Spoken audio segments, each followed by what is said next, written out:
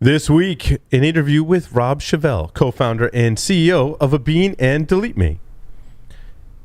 Sorry, I was pushing the wrong button. Sorry. What?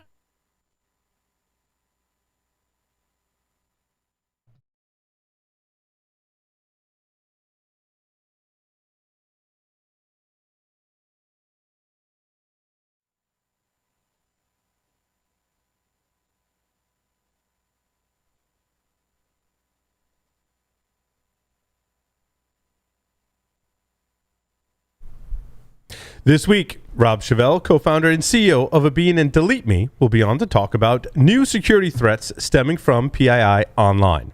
Then Haseeb Awan, CEO of EFANI Inc, joins us to discuss the rise of SIM swapping attacks. In the security news, a LinkedIn breach exposes user data, why MTTR is bad for SecOps, 3 things every CISO wishes you understood, USA is a cyber power, is ignorance bliss for hackers, flaws let you hack an ATM by waving your phone, and more. This is Security Weekly, for security professionals, by security professionals. Broadcasting live from G-Unit Studios in Rhode Island, it's the show where exploits run wild, packets aren't the only things getting sniffed, and the cocktails flow steady. It's Paul's Security Weekly. When it comes to web app and API security, the choice is simple. You can choose Fastly's security solution that teams will actually use in full blocking mode, just like 90% of their customers. Or you can stick with costly options that you probably just turn off. You can get Fastly's all-in-one platform that protects apps everywhere they live, however they're built. Or departments can agree to disagree. You can go to securityweekly.com/Fastly to learn more. Or you can just wish you had. Do you ever wake up in the morning and wonder where you can get quality meat-scented candles? That's right, quality meat-scented candles. We got it all. Duck, ostrich, bison, buffalo, you name it. We have the finest meat-scented candles down here at Crazy Paul's. All you can buy for $19.99. Meat-scented candles. Get them before they're gone. Welcome to Paul's Security Weekly. It's episode number 701, recorded on July 1st, 2021, right here in G-Unit Studios in Rhode Island. To my left, Dr. Doug. Hello. Everyone's job is to start decoding Doug's shirt during the show. That is the goal, is to decode Doug's shirt. On the lines, remotely, Mr. Tyler Robinson is here with us, wearing a flowery shirt today. Very nice. Yeah, just enjoying the tropical heat wave. So figured we'd dress for the occasion. Mr. Lee Neely, are you also experiencing a heat wave? Or is like yes, Idaho? Indeed we are. You are, okay. I think I'm slightly cooler than him, but as they say, when you're talking about a beehive with no exit, it's unbelievable. Oh, I've never heard that expression. Tyler, Lee thinks he's cooler than you. Just throwing that out there. Just letting that sink in. I mean, he might be. Yeah, He's a beehive with no exit. If you want to stay in the loop, all things Security Weekly, please visit securityweekly.com/subscribe.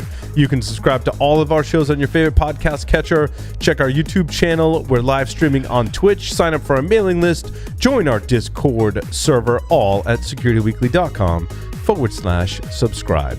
Then we've got webcasts. They all happen at 11 a.m. Eastern Time. So on July 14th, learn how to reveal and protect your entire attack surface with the fine folks from Psycognito. Then on July 15th, learn how a thoughtful approach to SASE can improve security and enable scalability with the folks from Cisco Umbrella. And finally, on July 22nd, a technical training where you'll learn how guided SaaS NDR enables rapid response with Gigamon. Visit securityweekly.com/webcast to register today or check out /on-demand for the entire archive, at least the last year's worth. Anyhow. Rob Shavelle is the co-founder of Abine and DeleteMe, a longtime advocate of privacy legislation. He has been quoted on such publications as the New York Times, Wall Street Journal, and The Telegraph. He joins us today for a deep dive into the data broker industry. Rob, welcome to the show. Thanks. I'm excited to get my meat-scented candles after participating. Yes. They're going to go great with my KFC scented fire log. Yeah, that's awesome. Great stuff. Rob, how did you get your start in information security? Well, I had actually been on the other side, not an entrepreneur, but an investor at SoftBank. And I saw all of the venture capital money going into social networking, Facebook and all the other sharing technologies. And I decided, it seems like a stupid idea to do what everybody else is doing. Why not do something that's the opposite of that? And that took me down the privacy rat hole about 10 years ago. And myself and a couple much smarter guys from MIT started this company, which is an online privacy company, 100% dedicated to that issue. Outstanding.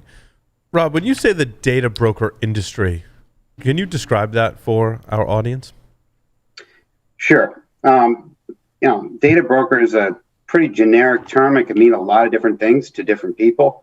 And there's different kinds of data brokers. The ones that our service, DeleteMe, tends to focus on are things like whitepages.com and Spokio and checkpeople.com. And there's a million different variants of these things. But effectively, you can think of them as what happened when the phone book went online.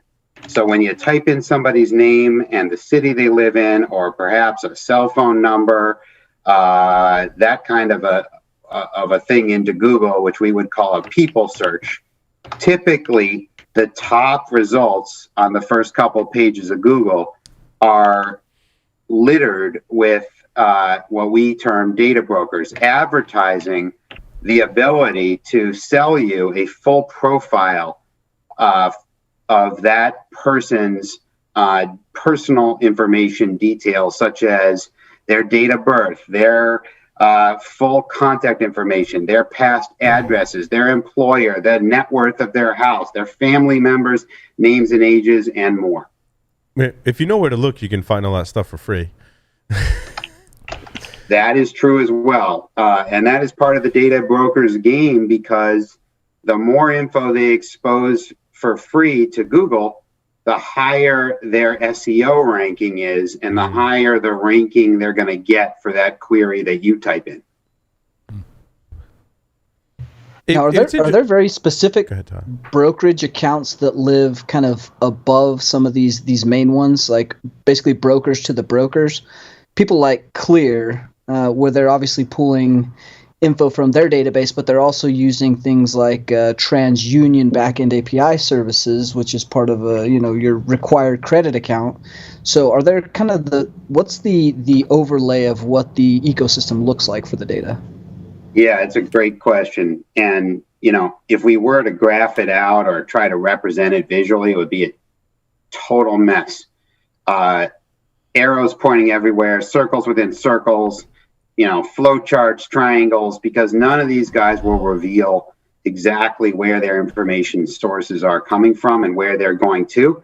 And if you ask any of these data brokers, who do you sell to? They'll, wink and say, we sell to lots of different organizations. But the truth is, they'll sell to anyone. Somebody coming to their website with a credit card, or an organization outside of the U.S. that's willing to pay them for a whole bunch of append data that they use to do targeted personalization. They'll even sell to hackers if they seem legitimate, which is another reason why phishing as a threat has gotten so good at personalizing the messaging to different potential victims. They definitely sell to people who want to sell me an extended car warranty. At least that's my hypothesis. In one definition, just going back to your first question, what's a data broker, is somebody that has a bunch of information about you, me, us, that we never gave it to as a first part. So they've aggregated information from, as you guys were saying, other sources. That could be our credit reports, it could be airport records, it can be government, DMV and RMVs that sell this information. It can be apps that we downloaded on our mobile phones. I mean, it is just a total free-for-all out there that the average person doesn't know about. Once you submit your data somewhere, it goes into sort of a Wild West marketplace where it's constantly being traded, resold, and aggregated. Now the good places. I was just going to say, we mentioned the phone book, and you used to be able to pay to get your name and number removed from the phone book, but it sounds like not only do we have that, we don't have that option today necessarily, but we don't have control of our data, so it doesn't even end up in the phone book, and it's more information than what was listed in the phone book, which is also scary. Those are all exactly the case, except for the first point, which is why we created DeleteMe, which is you can now pay us to, and services like us, obviously, to go remove your information from what is equivalent to the new Google phone book. The problem is there isn't one. Remember how there used to be one phone book in every region that we lived in, if you're a million years old like I am. Now, unfortunately, there's dozens and dozens of data brokers approaching, actually hundreds in the United States that have detailed information about most individuals. And so the task has become, much harder and more expensive, unfortunately. And the data that they have ain't just your name, number, and address anymore. And even, what we're seeing in terms of the data that data brokers have about us is a troubling trend that they're getting better at aggregating more and more detailed information about us. Yeah, I was going to ask you, how, because the other day I was writing this script that was going to populate a table, and I was wanting to make up all these fake people for this because it was a research experiment. I was wondering, what if I made a whole bunch variations of my name and I pushed them out? Do they vet this stuff, or could I just almost denial of service my name by creating 100 million people with the same name and similar addresses and things, so that it would just be a total deep sea of garbage? I love the way you think. It's actually not a bad strategy to do that as an obfuscation technique. We've even considered and experimented with it.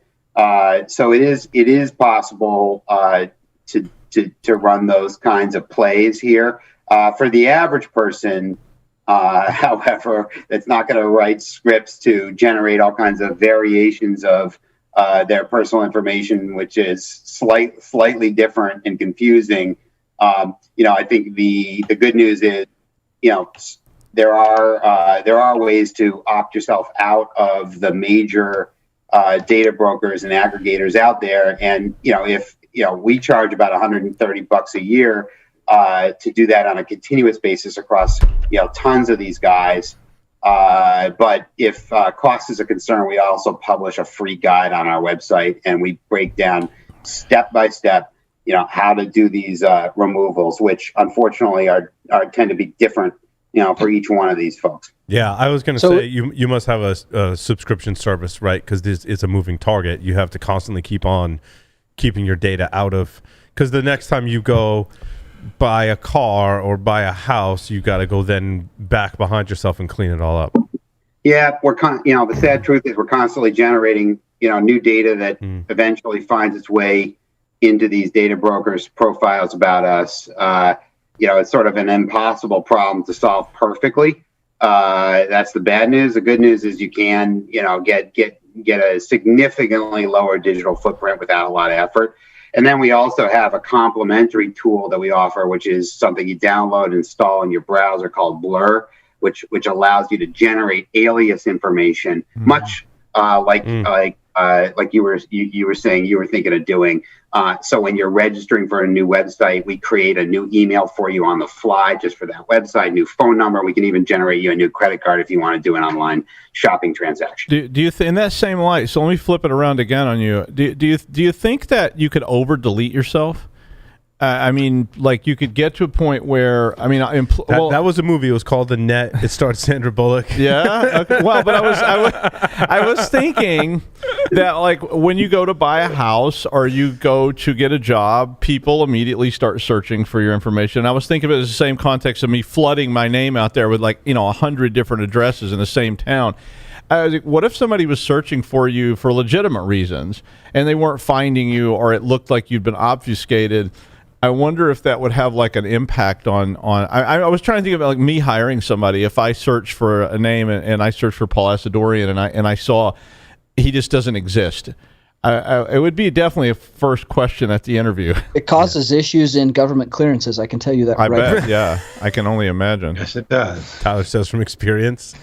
That was me saying that, not Tyler, by the way. I think, particularly if you're online trying to sell meat scented candles and you remove, all trace of yourself, it's going to be a problem. You're just not going to sell as many. Yeah. But in reality, I think the data brokers are not removing yourself from the data brokers. It does not cause that kind of issue. If you make a sustained effort to change your name and or sort of disappear from what I would call the data, the world of digital data altogether, that's a much different value proposition, and it causes different issues, including with background checks, government, various government checks and things like that. But the percentage of people that are actually trying to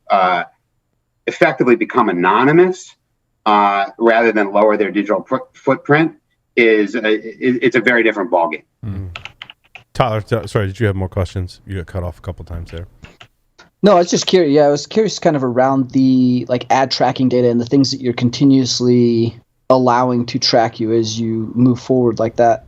That continual tracking, obviously the subscription is helping with that. But the back-end data that's being released by these brokers, say from network IDs or cell phones or things that are going to leak your ad tracking IDs that you really don't have any control over, that continual battle, is there a great advantage to continually trying to remove or limit that footprint? And then take that one step further from a stance where you want to be somewhat in the public light, like we have a podcast and network, we try to get the branding out there, personal brands are important. Is there a advantage to removing or limiting that footprint from for those kind of reasons? Yeah, I mean, a couple different questions there. One is, is it even worth fighting the fight with all the tracking, I think that's what's going on inside our phones and our browsers and things like that. And I think, obviously I'm biased, but, I think both Tim Cook and, at Apple and Edward Snowden and myself, would give the same answer, which is, hell yeah, it is. And there's actually a variety of very simple things you can do that, sort of get you 80% of the benefit with 20% of the effort. Those things are, add a tracker blocker to your browser, an ad blocker. And, Apple's actually allowing, with their new, versions of iOS, sort of making that, very easy to Mark Zuckerberg's dismay.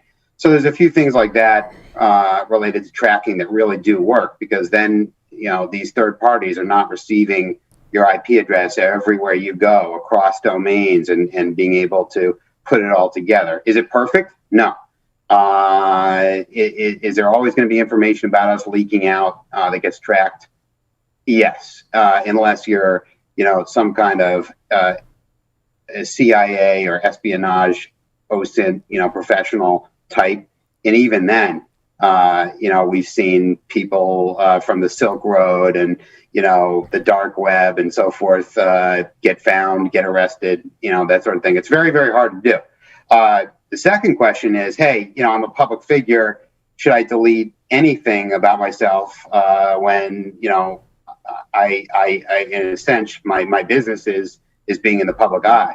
And, ironically, removing your personal information from data brokers like our DeleteMe service does is actually most popular, I would say, with media professionals. And the reason for that is simple. Removing yourself from these data brokers does nothing to reduce as far as we know, to reduce the amount of publicity, traffic, or rankings, that you would get as a person as a media influencer. But it makes it that much harder for somebody who wants to dox you or take an opinion that you've expressed and react to it in a personal way, visiting your home, harassing you, harassing somebody in your family. What DeleteMe does is lower, the chance that somebody can act out in an emotional outburst using personal information that's easy to find. So I had two questions.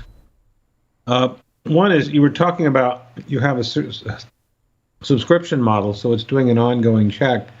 So do you incorporate the equivalent of a "Am I being stupid" detector that help people make better choices? And my second question is there?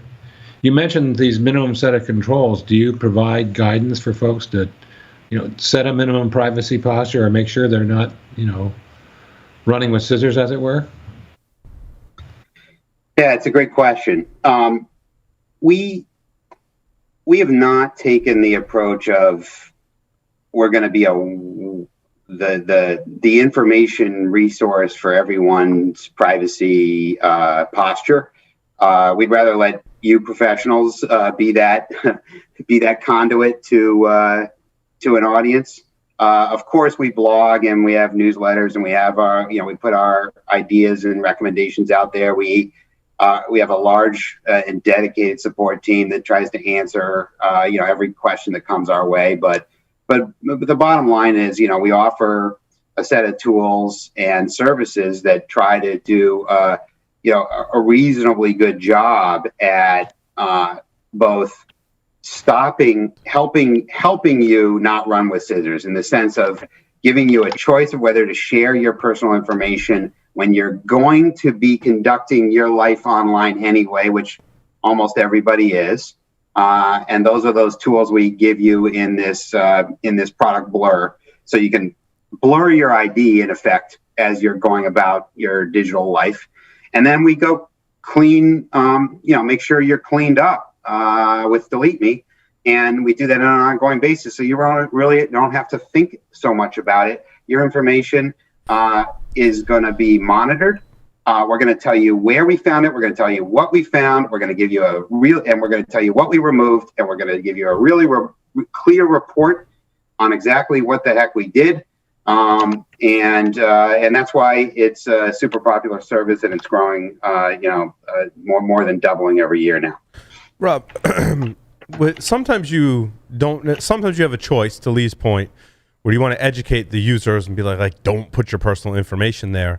But I want to use like the Department of Motor Vehicles in your state as an example, where I, from very light research, believe that when you register a vehicle, for example, that you don't have a choice as to what happens to your data after the fact. Is that true?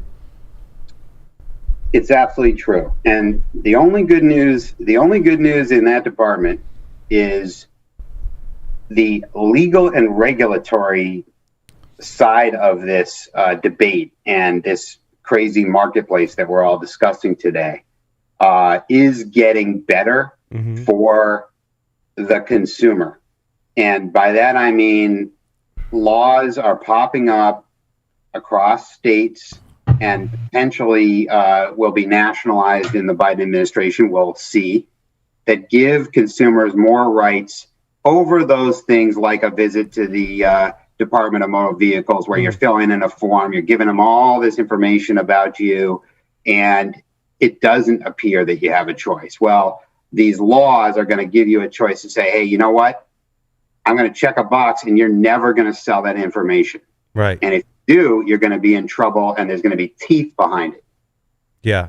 And so the various DMVs in the U.S. are selling that data to data brokers? Yes, that is 100% true. And it's crazy. I remember having this conversation with the dealership, and I was like, you can't sell my data. He's like, dude, here's the form. You sign here. He's like, dude, I don't sell your data. He's like, guess what? It's the DMV. Go. Yeah, like, have you ever been to the DMV? Right. It's like, I'm like, oh, does that really explain the car warranty? I can imagine that conversation at the DMV where you sit there for 7 hours and you finally get to the window and go, okay, I want to talk to you about my data, and be like, Yeah. Like, no, I don't want you to sell my data. You have to get in a line over there. Take a number. And it'll be 4 and you or asked 5 about hours. your data, so therefore you're last. Yeah. I mean, we all know car salesmen, and particularly the used car salesmen, they're going to lead the charge in the privacy, in the fight for privacy, I'm pretty sure. But you'd be amazed. It's beyond the DMV. Your utilities that you're signed up with have a sophisticated data broker that sells data on when you move, when you sign up for a new electric service, gas, whatever.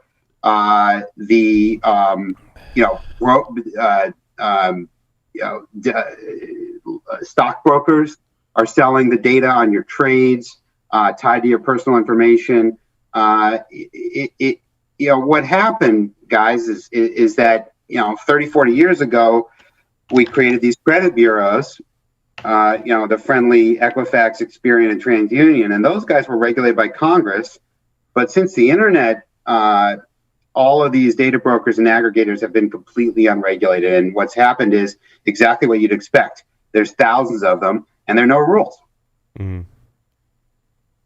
That's really you start to talk about like voter databases too. There's a lot of interesting things that you can glean from, like you said, a voter's database or a utility bill. There was a lot of research done by some of the utilities on whether they could tell how long you watched a particular cable channel based on frequencies being used through electrical current. Like, tell me that research is obviously not worth some money to put that level of effort into something that's not even the cable company. This is the electric company. So the disparate data sets that are being correlated, and then you start to bring in technologies like AL and MI or ML and AI, have a drink. That's when you start to really see some interesting things when you can correlate this mobile ID tied to this ad tracking ID was next to this wireless and had this IP address and has all of these correlatable user events. Let's send them an ad relating to this particular zone where we think they may end up. Like, all of those things are all geared towards the consumer. That's a pretty dangerous data set when you start to think about a government getting their hands on that, or someone that has nefarious actions. They can start tracking, making educated guesses on where you're going to be, what you're going to do, when you're going to arrive somewhere. And essentially we're losing the privacy of not really being anonymous, but really where we're going to end up and what we do in our personal lives. And that's all just from passive data. Imagine when we start to talk about the active data that's available. Yep. And, that's why this whole political debate has been a tremendous accelerator of awareness around these issues, because all the data used by the political action committees and all the data purportedly used by different nation states to, mess with the debate that happens in our democratic process is absolutely based on data broker data, 100%. Mm-hmm. And as you point out, both the AI and ML technologies are starting to use this data to do what I would call algorithmic decision making, or what some smarter people than me call algorithmic decision making, which means that all this data that we don't see collected about us, about all these little things that we don't think are too important and we're not too concerned about sharing them, well, when they get aggregated up, provide a pretty damn good picture of who we are, what we're going to do, who our important relationships are with. And that data is being fed into these AI engines that are making decisions about us that actually have pretty potentially big consequences, whether it's about healthcare coverage that we can or can't get, and our families can or can't get, to employers giving us jobs, to other things. I think it's a really important issue, and we haven't even mentioned facial rec. Mm. That doesn't even touch what scares me the most is not so much the government And maybe not even so much like Google, because I think there'll be a source of that data. And mostly Google's trying to shove ads down your face. I mean, if the government wants to spy on me, I truly believe they've got other ways to spy on me. What concerns me is some of the things you said, Rob, right? Is my health insurance going to be impacted? My car insurance going to be impacted? Am I not going to be able to get a loan? Am I going to not be able to get a job? All because there's data being collected about me that's basically being used against me, hiking up my rates for all of those things that I have to pay for. That to me is scarier than the government spying on me. And I worry more about my kids actually than myself, right? Like you're saying, you have family members that submit genomic data to these DNA companies that are running sequencing, and we can very accurately determine whether or not you're going to have Alzheimer's or cancer or some genetic disorder. That probably won't affect me in this lifetime. But that data then is going to be correlated and utilized for my kids to then get health insurance, life insurance. And it doesn't necessarily have to be in my direct tree. That can be, my grandma, my aunt, my second cousin. All of these people are genetically tied to me, and their missed decisions about their privacy directly affects me and my offspring moving forward.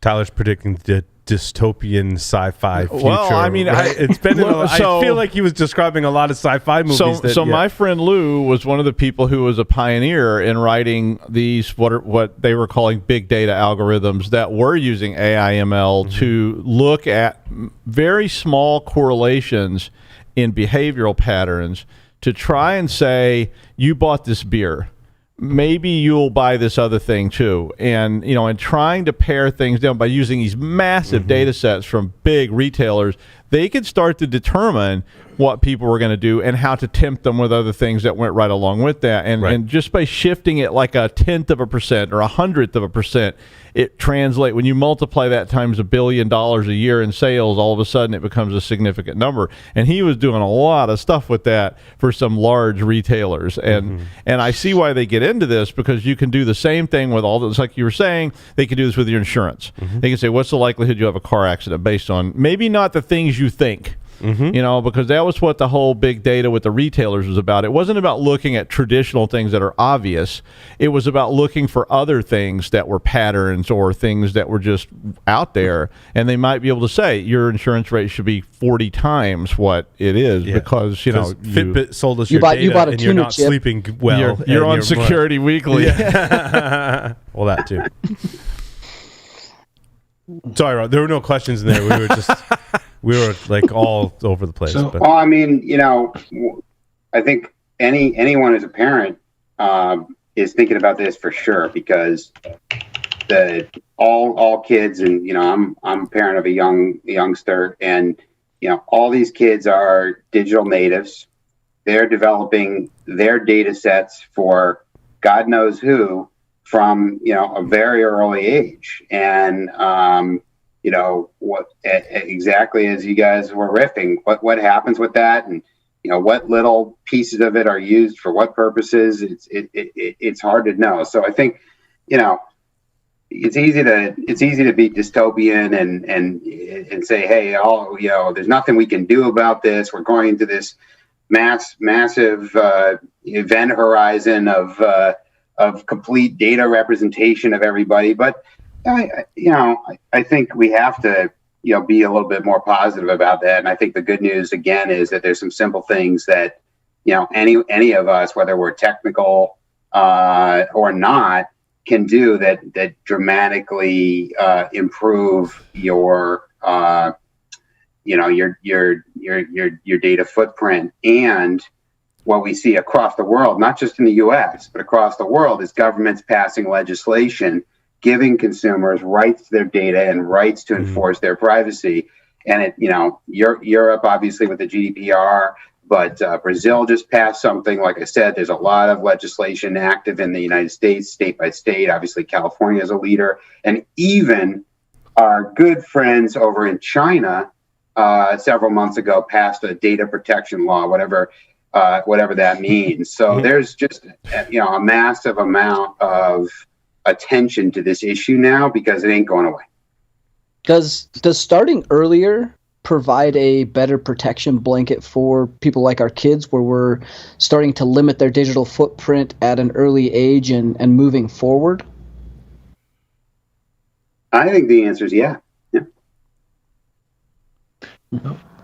I'm wondering, you mentioned the privacy legislation and all, which I think will help, the legitimate providers, but you gave me the impression earlier that the data brokers are going to do anything they can to get that data. Will it really make a difference, or am I naive? I think it depends on how much, like any laws, it depends on how much teeth are behind them. What have we seen with data breaches? Laws helped bring those things to light. It's not like there's that many more data breaches today than there were, 5 years ago. It's just that we know about them because there's laws that say you have to report them these days. And now there's cyber insurance policies that cover harms and damages and things like that. So it's an evolution.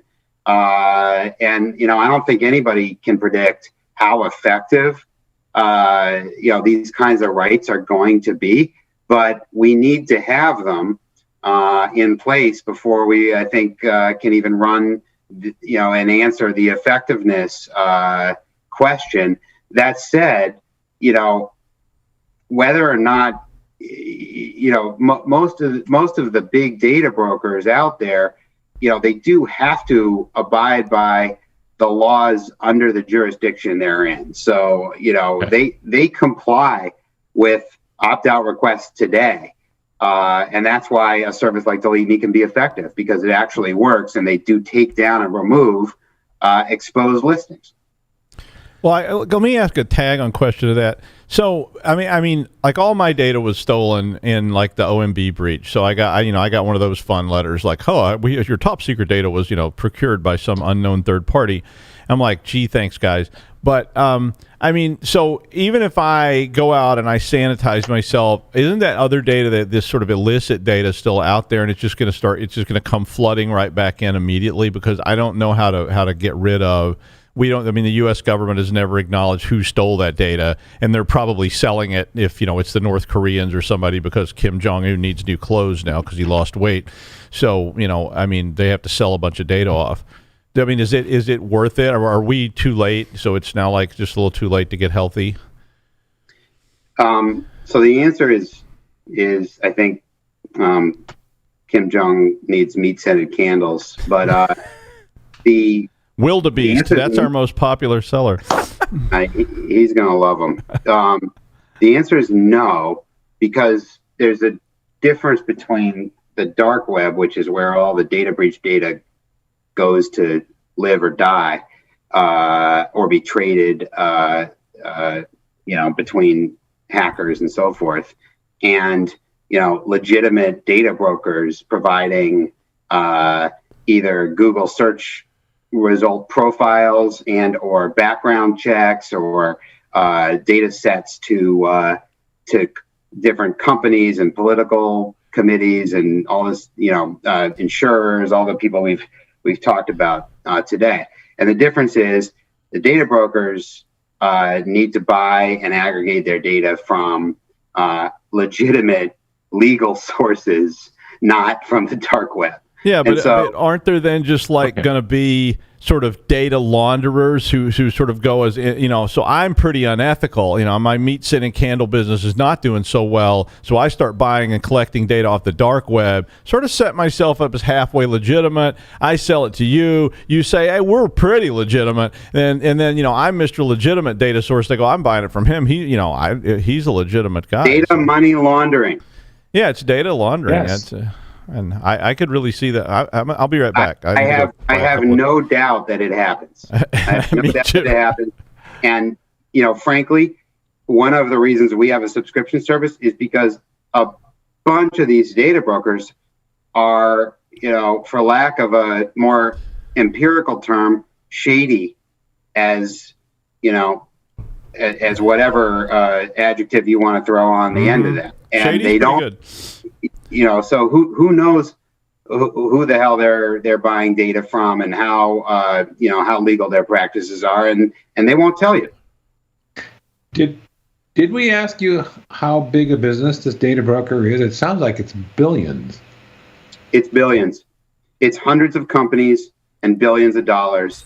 And in aggregate, I believe they even spend close to $1 billion in Google ads. Wow. So it's a big business. So if it's that big, would they not be advocating against the privacy laws? Oh, they are. They're man. They're teamed up with the Facebook lobbyists and the Google lobbyists. These guys are spending 10x what they spent, 5 years ago, running around DC, and it's a problem. Yeah, no. Just an FYI, A1 steak sauce has a line of meat scented candles. In case you were curious about that. But they don't have wildebeest, I bet. I don't do a Google search. Wildebeest and muskox is kind of wildly entertaining. I want to talk about voice assistants for a moment, Rob, because I'm kind of creeped out. And so I'll preface this with, I got rid of the Amazon devices largely because I didn't want it being tied to purchases, and most of my friends are hackers, and if I have to remove another 55-gallon drum of lube from my wish list on Amazon, I get real tired of that, as well as other various adult-related items. It never gets old. Come on. And also, my kids would just order stuff, and they're like, well, you can put a password on it. I'm like, yeah, but I got to verbally say the password. Like, you think my kids are stupid? Like, they're hackers like me. So got rid of the Amazon, but I still want a voice assistant so I can control my home and do other things like play music and do the basics things. But I don't want it tied to my purchases. Like, so we'll have, and I don't know if this is how true this is, right? But we'll have a conversation. Lots of people have reported this. And then your ads on Facebook are related to that particular conversation. And you bet. And is there ways to stop that? Is that about my data being out there? Is that more ad tracking, Rob? Like, what's your thoughts on the voice assistant? Well, I have my personal thoughts, and then there's sort of what you can do about it if you want to have the convenience of, hey, Google, hey, Alexa, kind of a thing. And, my personal thoughts are, and by the way, I have a Facebook account. I'm not, a tinfoil hat guy. I use the internet much like most people do. But I don't have, a voice assistant in my house, and I'm against using it because I am concerned that this huge data stream of myself and my family's voices, keywords, habits are being picked up 24 hours a day under this innocuous little thing that Google and Amazon are basically giving away for free, and trying to make my family incorporate it as another family member. So I just, everybody draws their line somewhere. I'll get on Facebook and check it out, but I ain't using I ain't bringing one of these guys into my house. But that said, look, they're super fun. They're super convenient. It's fun to play music, control lights, ask for the weather, the news, all this kind of stuff. Cooking directions, timers. My friends use them all the time. Yep. And there are settings, that you can go turn on and off that provide some level of help. And then under some of these laws that I'm talking about, state laws like California's privacy law, you can go in, and we will be introducing these kinds of offerings in our DeleteMe service under the same subscriptions that we offer today. We will be broadening what we opt you out of, but you can go and sort of request to cleanse the history of your audio files with those providers. That's awesome. Because there is a convenience factor, as you outlined, but there's also privacy concerns as well. You're never going to get away from that. We're all trying to live our lives. We don't get up every day and think about privacy. Privacy is a secondary consideration because we got to go live our lives, get things done, have fun, and be efficient, and that requires data. And so, we have to live in a world where we're constantly balancing convenience, security, and privacy. And I think that some folks trade their data for things and don't know it. Because I had this discussion with my wife, and she's like, I got the Dunkin' Donuts app. And she's like, I get free coffee. I'm like, no, you don't. She's like, what are you talking about? Like, they scan my app and I get a free coffee. I'm like, what did you have to put in to get an account, and what permissions does the app have? Because they're selling that data most likely on the back end to pay for your air quotes free coffee. And she's like, oh, that's nice, but I still want my free coffee. As long as they don't see how good the aggregation of this data is, it seems pretty innocent. And hey, I love free coffee too. Right. You can't blame people either, right? But I've always advocated for that visibility and control. So I may want to make some of those trades, right? My data for free coffee, but I want to know what data you're collecting and who you're sharing it with is really my only ask. And it's amazing how so many instances we don't have visibility into that. That's right. And the problem, people in the industry have been talking about this stuff forever. And, in my opinion, they've never made it as an entrepreneur. They've never really made any progress. And to keep saying, hey, people will trade all their privacy for 25-cent, gift card. And doesn't that prove that people don't care? And then privacy advocates are always saying, well, people need to be able to see, with a clear label what data they're giving away. And, look, as an entrepreneur, my opinion is, people have to live their life, like I was saying. They want things for free, and they want certain things that are convenient, and that's not going to change. So with an entrepreneur's mindset, you have to think about services that that people will value, where you can deliver a high amount of convenience around privacy.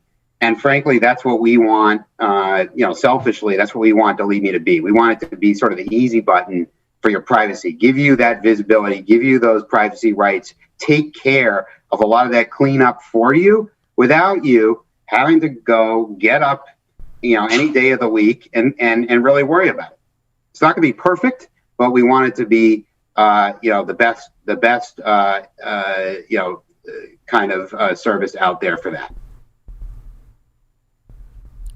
Tyler, Doug, Lee, more questions for Rob? Well, I'll comment because I will say that we were doing some I have contempt usually for most, and we were experimenting with that, and we put up a website that was like, get a free account on MrFufu.com, which was a website that I own the domain for, and it doesn't do anything. It doesn't promise anything, and people were signing up.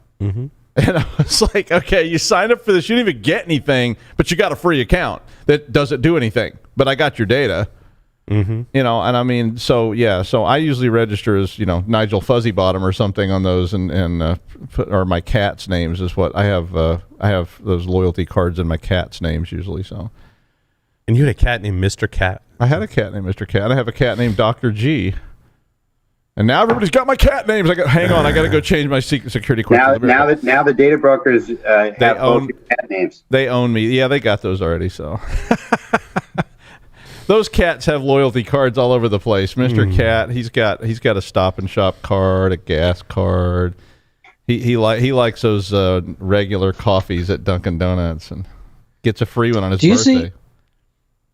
Do you see a future? Obviously, you guys are going to continue to expand, and this is probably never going away. So I don't see any problem with your business model. This seems like a great place to invest, honestly. Let me know where we're investing.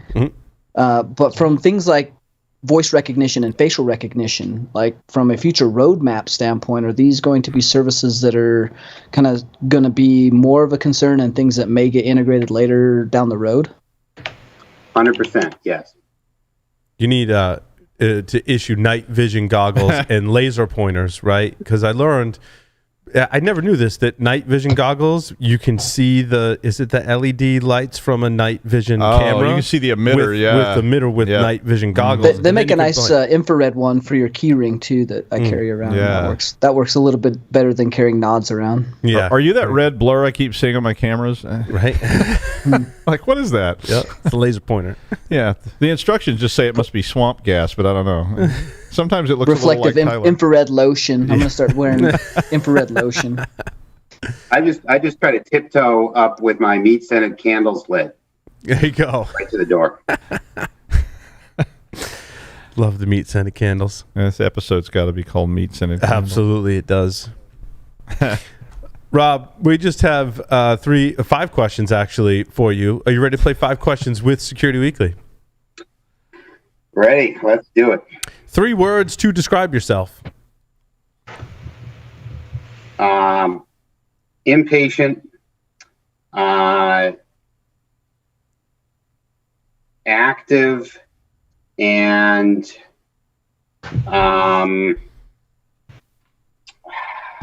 impatient, active, and sometimes fun. If you were a serial killer, what would be your weapon of choice? Meat scented candle. I mean, what else could you answer that? If you wrote a book about yourself, what would the title be? He wants to say it so bad. Say it.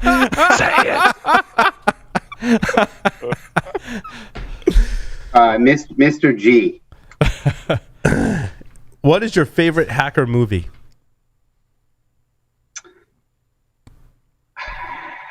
We mentioned one during this segment, actually. Yeah, we did.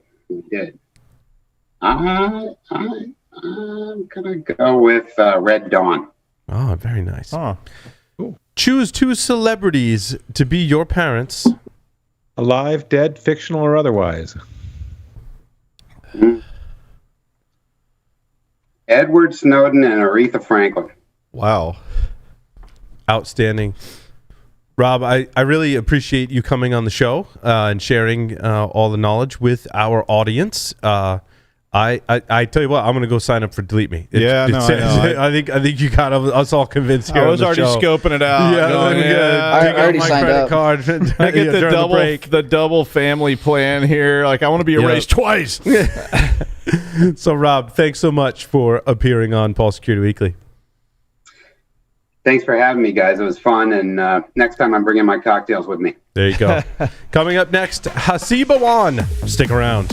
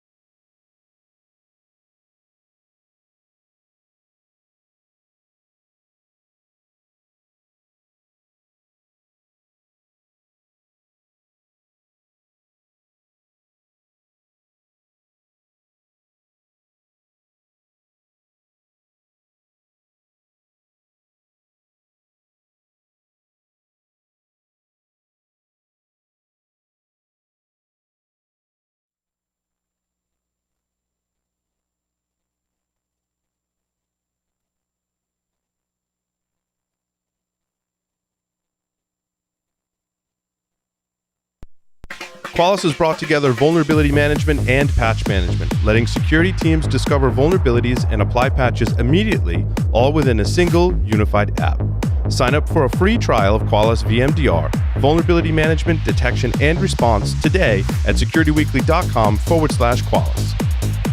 Keeping up with security issues across thousands of web assets without the right approach to web application security is a daunting task. Get ahead with web vulnerability scanning automation from NetSparker, a leader in dynamic and interactive application security testing, known for its ease of use and accurate results. Detect a wide range of vulnerabilities in all legacy and modern web applications, address security bugs at scale by automating the confirmation process, automatically prioritize vulnerabilities, and assign actionable tickets to the right developers in their native workflows for rapid remediation. For more information on how to scale application security with ease, visit securityweekly.com/NetSparker. Welcome back, everyone, to Paul's Security Weekly.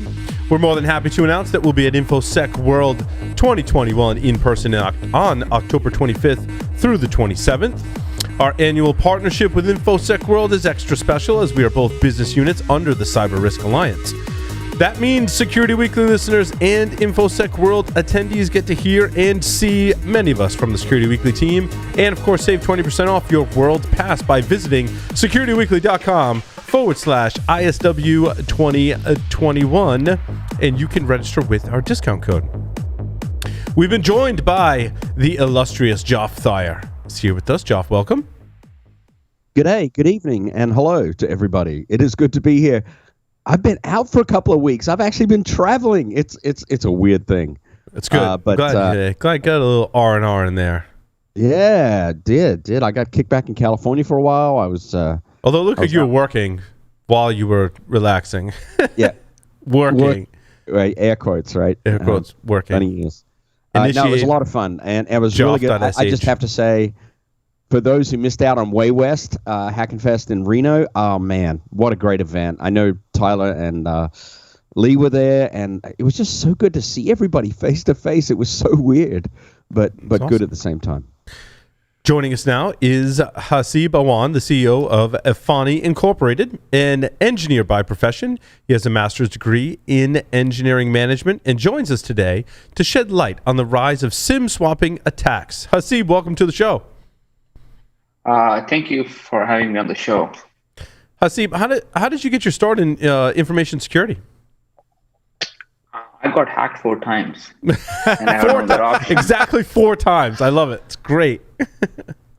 So I had no option, and I was SIM swapped left and right. And so I realized that why this is such a big problem. So I solved the problem. And I realized I'm not the only one. So the company kept on growing, and I realized, okay, I guess we have a business here. Mm. But this was probably the least field I would like to go 2 years ago. Now I love it, but at that time I said, okay, what a poor business, right? You have to secure people by scaring them, because people will not buy the product if they're not concerned about it. So it's just crazy. Describe for our audience a SIM swapping attack, and then if you could elaborate on some of the history behind it. So first of all, I'll tell you what SIM swap attack is, and think about you have a carrier, without taking any carrier name, you have Disney carrier or ABC carrier. And so what happens is if you lose your phone, you can go to them and they will get you a new SIM card. Happens all the time. So what happened is the criminals who will pretend they're you either will bribe or they will just do social engineering, walk up to a store and call their customer service and basically SIM swap someone. And the way they do it is they say, hey man, I lost my SIM card. This is my ID. And give me a new SIM card. So the person who's in charge of customer service, he'll just give them a new SIM card. And the next thing that happens is anytime someone calls you, it goes to that person. The way people use it is to hack people, because if you look at our telephone number is now our identity. We started with social security number, but our telephone number have more identities linked to that than anything else. If you look at your Facebook, your email, your ride sharing apps, everything is linked to your telephone number. You can literally go on any website and say, forgot your password. And the last option would be, let me send you a text message to reset your password. So they do that.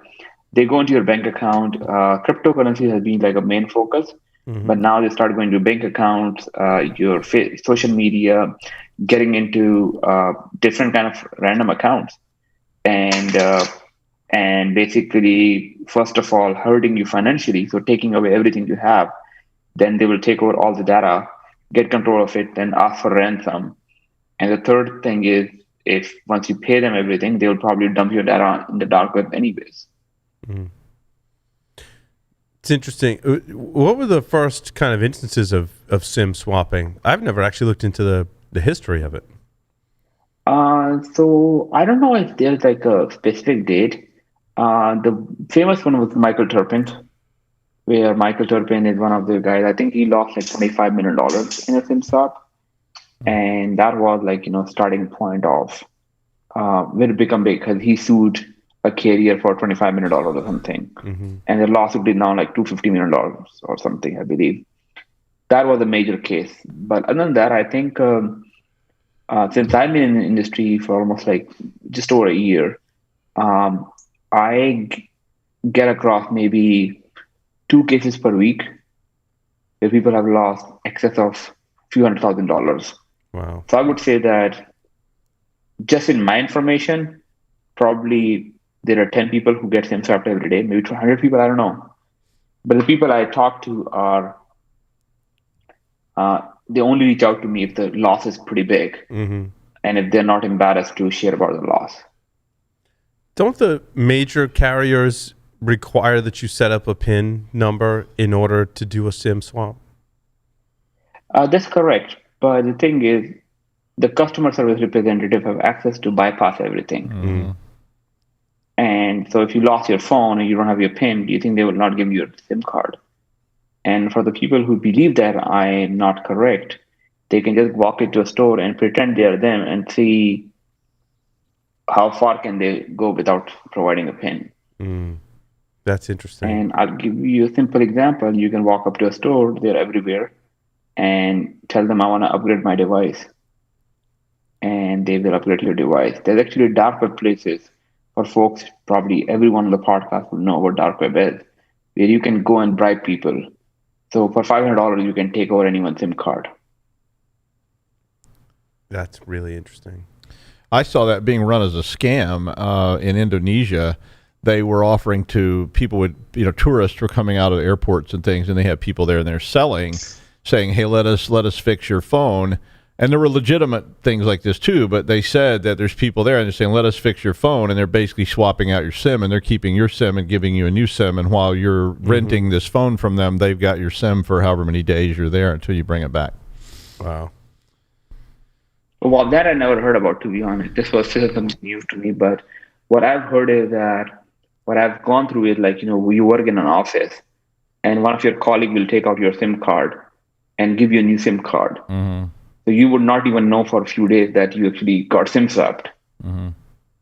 Because what happened is every time you make a call, it spoofs the call. So you probably do not even know that the call is being spoofed because their only goal is to receive a text message in most of the cases. So the call forwarding, so that works pretty good too. So yeah, that happens. I've seen that. That's pretty common. Haseeb, the carriers don't try to tie a SIM to an IMEI of the phone. I know there is some relationship there, and it's changed over time, and it's different on Apple versus Android, correct? No, it's not Apple versus Android thing. It's a carrier setting that you can allow, but carriers don't enforce it. So we do that. In our carriers, obviously, when you take out a SIM card from one phone to another phone, it will just block it. But the carriers do not offer it. There used to be something called PUC code, if you guys remember, but they don't implement it anymore. It has been something in the past. What was it called? You have the ability to do passcode. Passcode. Yeah. So there's a passcode. Yeah. There was a passcode you could put on your SIM. Yeah. Right. Yeah. But carriers do not offer it anymore.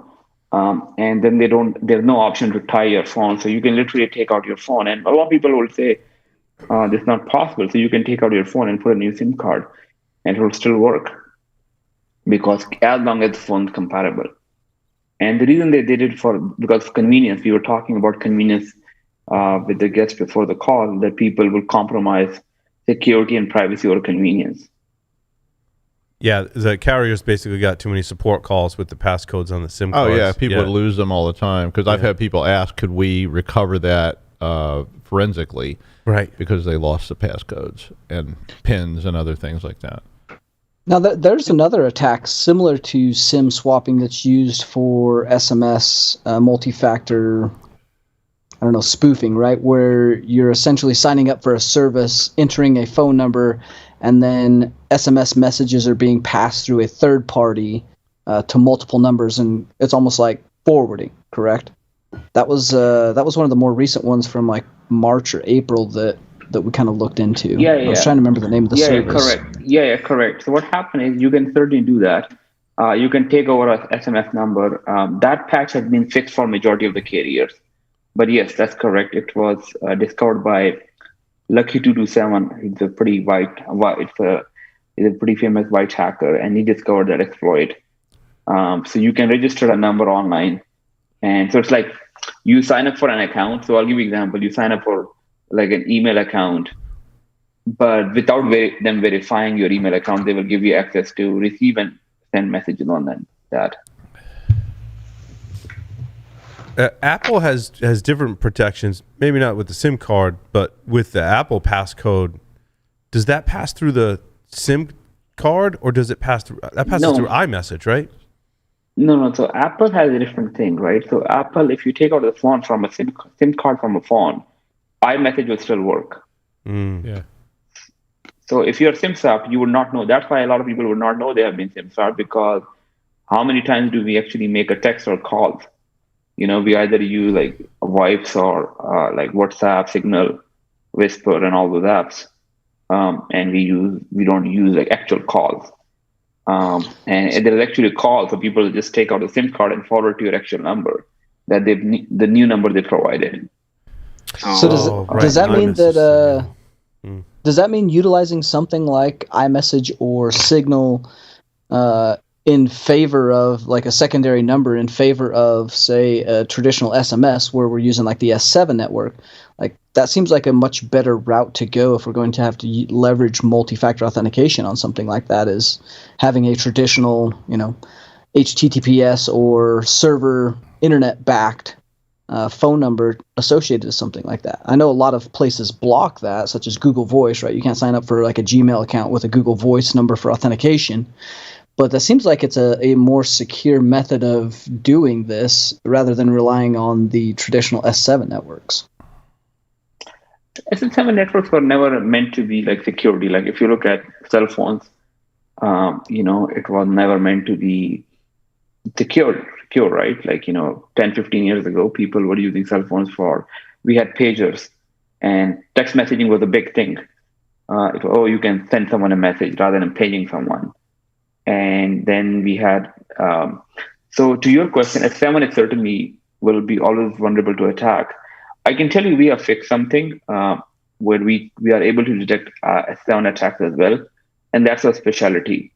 However, obviously iMessage is much secure than anything, but the way iMessage works is you cannot have APIs the same way you can have for SMS. It's almost impossible for you to, connect your, like Twilio or like send mass messages, because then ID will get blacklisted. It's slightly complicated. Apple has a very closed loop system. And then you don't know if the other person is using iPhone or any other device. I'm wondering, excuse me, are the eSIMs any less susceptible to the SIM swapping? No, actually, they are more susceptible, because with eSIM, you don't even have to walk to a store. You can just scan your phone and activate it from anywhere in the world. At least with the eSIM, with the regular SIM card, you have to have a physical control. But this is actually even worse. You just scan a code and you're done. Yeah. Mm-hmm. Boom. There was also a case, Haseeb, where if you had a valuable asset that was then protected by something like a second factor with your phone, that you were more likely to be attacked. In the case I remember reading, sticks in my mind for whatever reason, is random people that just happened to own a 3-letter Twitter account were getting SIM swapped and basically they would hold it hostage until they transferred that 3-letter Twitter account away, because they could then turn around and sell that 3-letter Twitter account for a lot of money. Absolutely, there was, and it still happens.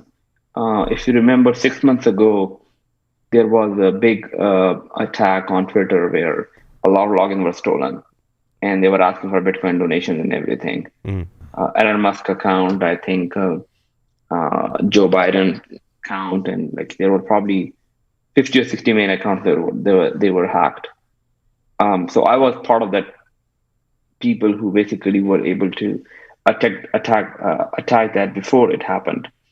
There's actually an OG user forum where it was being sold. So you can, even up today, you can request a username and you can buy it.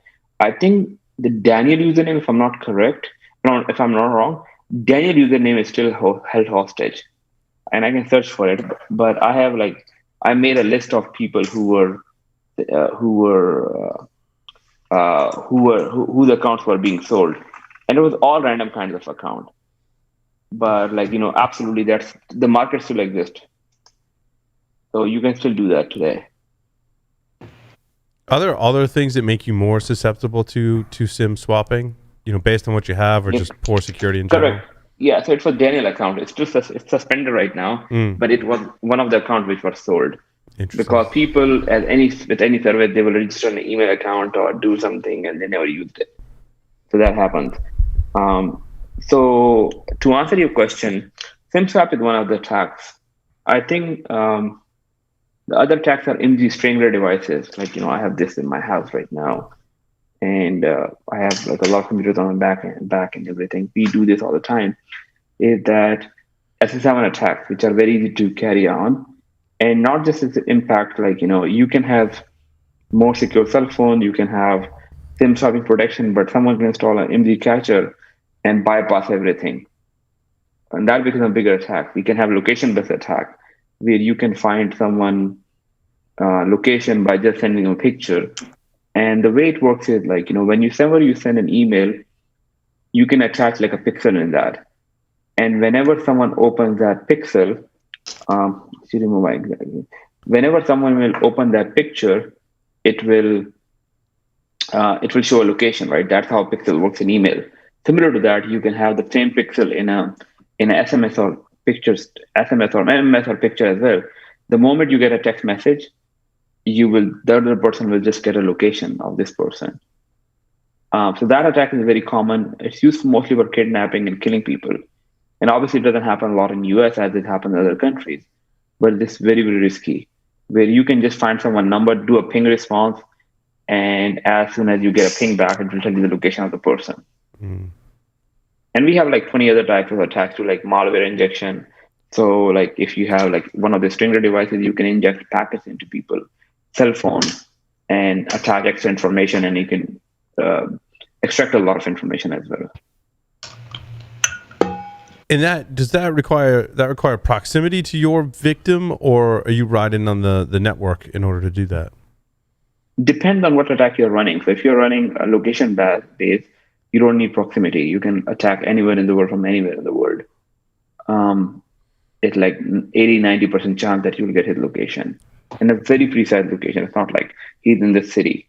It will just say exactly he's on this street or within maybe 2 or 3 meters. It doesn't require any proximity. But for IMSI catcher, yes, you need proximity, almost half a mile, depending on how big your radar detector is. Yikes! So you got hacked 4 times. So how did you stop that from continuing, so that you're not saying you got hacked 8 times? So because I'm kind of I want to know. So yeah. So my history was so I made a joke, right? And I said, what is the rocket science behind SIM swapping? If you look at it, why does it SIM swapping happens too often. Like why? I'm a telecom engineer actually. And I started looking into, it's just a process. Processes are broken. So I make a joke that we actually removed a feature to build a product. A lot of time when you build a product, you say, hey, I have this feature, and you add a feature. SIM porting and SIM swap is basically a feature that has been mandated by FCC. So it's not like, like 10, 15, 20 years. Like, in the early days, you could not like change carrier. So if you are on a specific carrier, you stay with that carrier. And then because there was a contract and people don't want to change cell phones, so that's why FCC said that you need to have this feature where anyone can take their number anywhere that they want. Mm-hmm. But that feature became a mess. So now we just removed the feature. So I said, okay, I started my own MVNO. It's like a virtual carrier. Like think of running a Dropbox on top of AWS. Anyone can start that. And I said, okay, our feature is that we disabled the feature. And after that, I gave my number to multiple hacking forums and a lot of places. And I said, I think I want to hack this person. Can you hack it for me? So, and every time there was an attempt, I would block it. So after like 30 to 40 attempts, I believe, I got pretty comfortable that, okay, I can now protect the people. And then I started asking people on, do you want this service? People signed up. I think in the first week I had like 10 or 12 signups. But more interestingly, some people's SIMs were hacked actually. And they will call me like middle of the night. Hey, I got SIM swapped. Can you help me out? And what I started doing was, because we were a kind of a carrier, we were able to SIM swap them again. Mm. So we would start taking numbers from the people who hacked them. And that became my kind of a claim to fame that if you are SIM swapped, you will talk to Haseeb and I'll take your number back. So that's how we started, to be honest. Knock, being a year, we blocked like dozens of attacks maybe per week for our customers. I think there was attacks there too. We just informed the customer, hey, we have this issue. Is this you? And if they say this is me, then we go for external verification. Does services like Google-Fi, where they're leveraging multiple disparate networks and essentially proxying some of the IMEI traffic through their service to other providers' towers and backends, does that provide any protection, or does that provide any additional risk? And can you still protect those kinds of services and access? No, that had nothing to do with it. The reason why Google Fi is so popular is because it's cheaper. That's certainly becoming a number one choice of any kind of carrier. The only thing is they're working with multiple carriers. They used to work with 3 carriers, but 2 carriers got merged. So now they're working with 2 carriers, and they switches between those networks. And I think they have eSIM as well. So it has absolutely zero impact. They have their own VPN. And if you look at the terms and conditions, I think they say that this is like they consume like 10% more data. But the reason they are able to subsidize the cost is because they can sell and monetize the data. So overall, it has no impact on security. The only impact on security is because Google uses what's called advanced security protection. And because of that, you can secure your account. But I've heard that people got bypassed that too. But it's like kind of a 2-in-1. If you have someone email address, you get a telephone number for free. And phishing attacks happen a lot of times.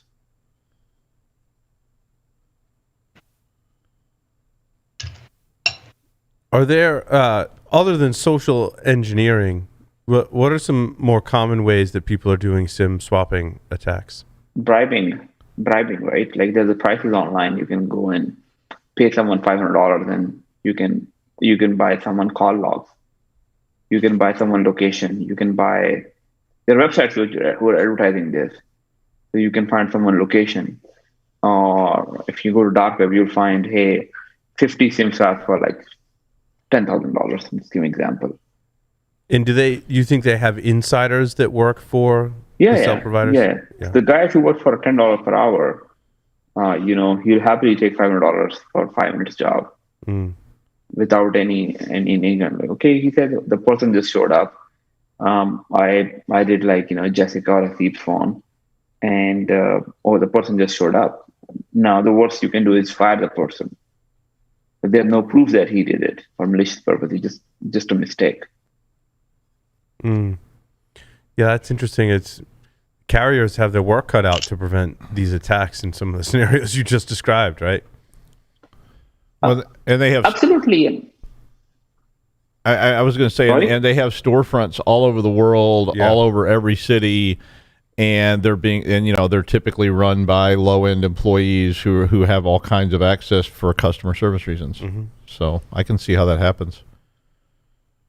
And a lot of people say, hey, I have pins and everything. I said, regardless of whatever you do, if the guy who holds the key is a corrupt or is incompetent, regardless of how many protection you put in, it's like firewall.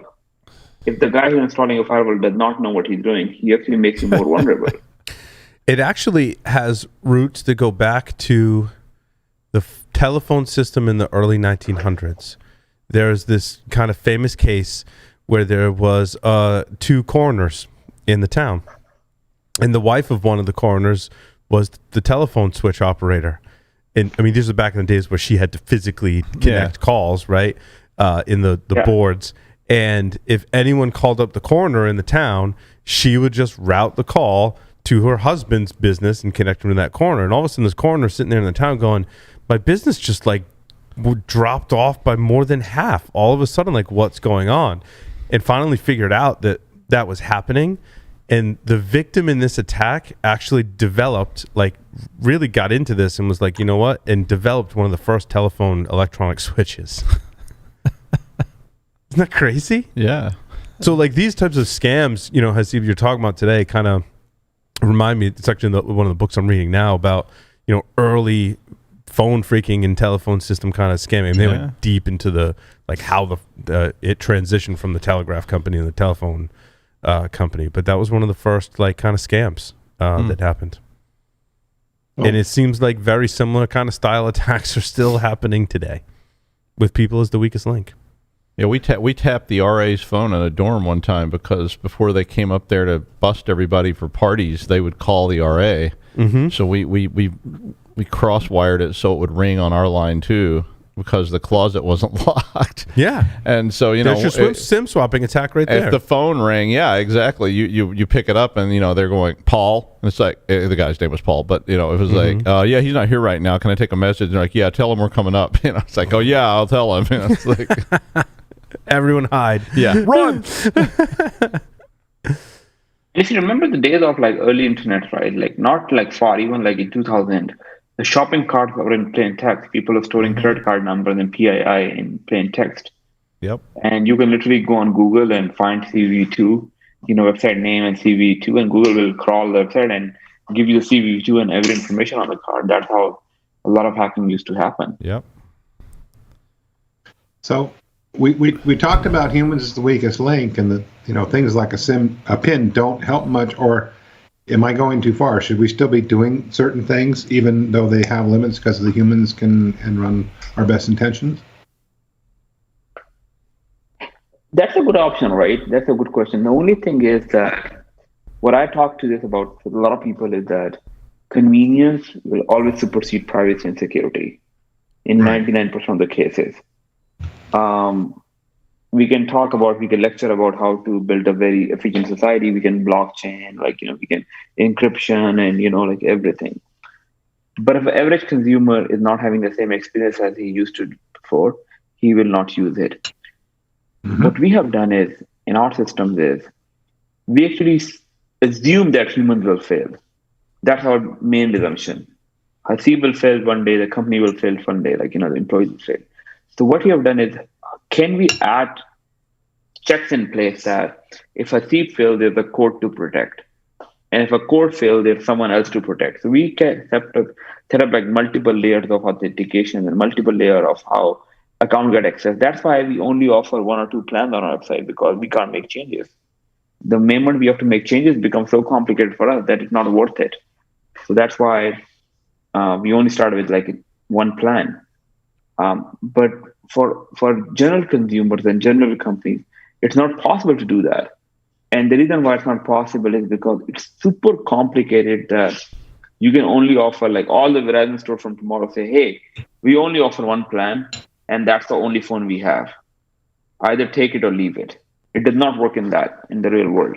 Until they have stores all over and they do same like customized plan for everyone, I think that the fair chance that hacker will be able to get in anytime they want.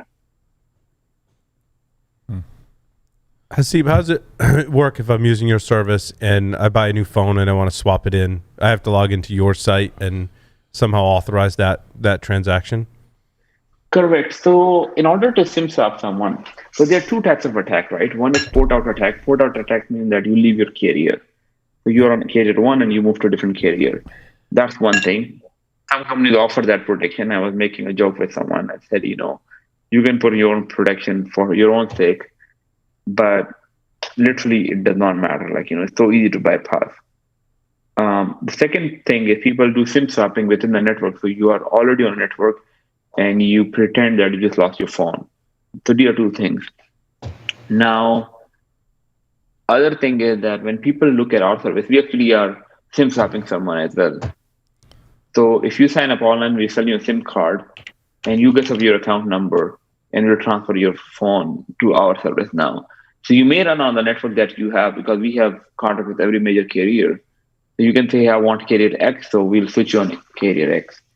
And our expensive plans, our platinum plans, they switch between networks. So if one carrier is missing, it will move to a second carrier. But everything is mostly done online for the most part. Mm-hmm. So your service sit on top of the carrier, or is it a separate whole carrier? No. There's no way we're able to build a new carrier. So yes, we sit on top of two largest carriers in US. So at time of signing up, we ask you which carriers you want to use, and you decide which carrier you want to use, and you go from there. I see. Interesting. So we just make a joke, think about your current carrier but secure. That's a good marketing line. Well, yeah, but it's good. Yeah. It's a monitoring service as well, right? Because I get the telemetry that the attacks are happening, where you wouldn't get that with just a regular carrier. Correct. And the easiest example is having a bulletproof Rolls Royce. You want a Rolls Royce, but you're also security conscious. So now either Rolls Royce will produce all the cars in the world, or they will just depend on companies like ours to come to a specialized car. Not every Mercedes is a Brabus. Not every G-Wagon is a Brabus. So that's where we come in. And that's why we don't say that we're for everyone. We only say we are only for important people, or 1.9 top 1.9% people. Pretty awesome. Makes me want to sign up. Yeah, right. Now I got more. Now we got more sign up.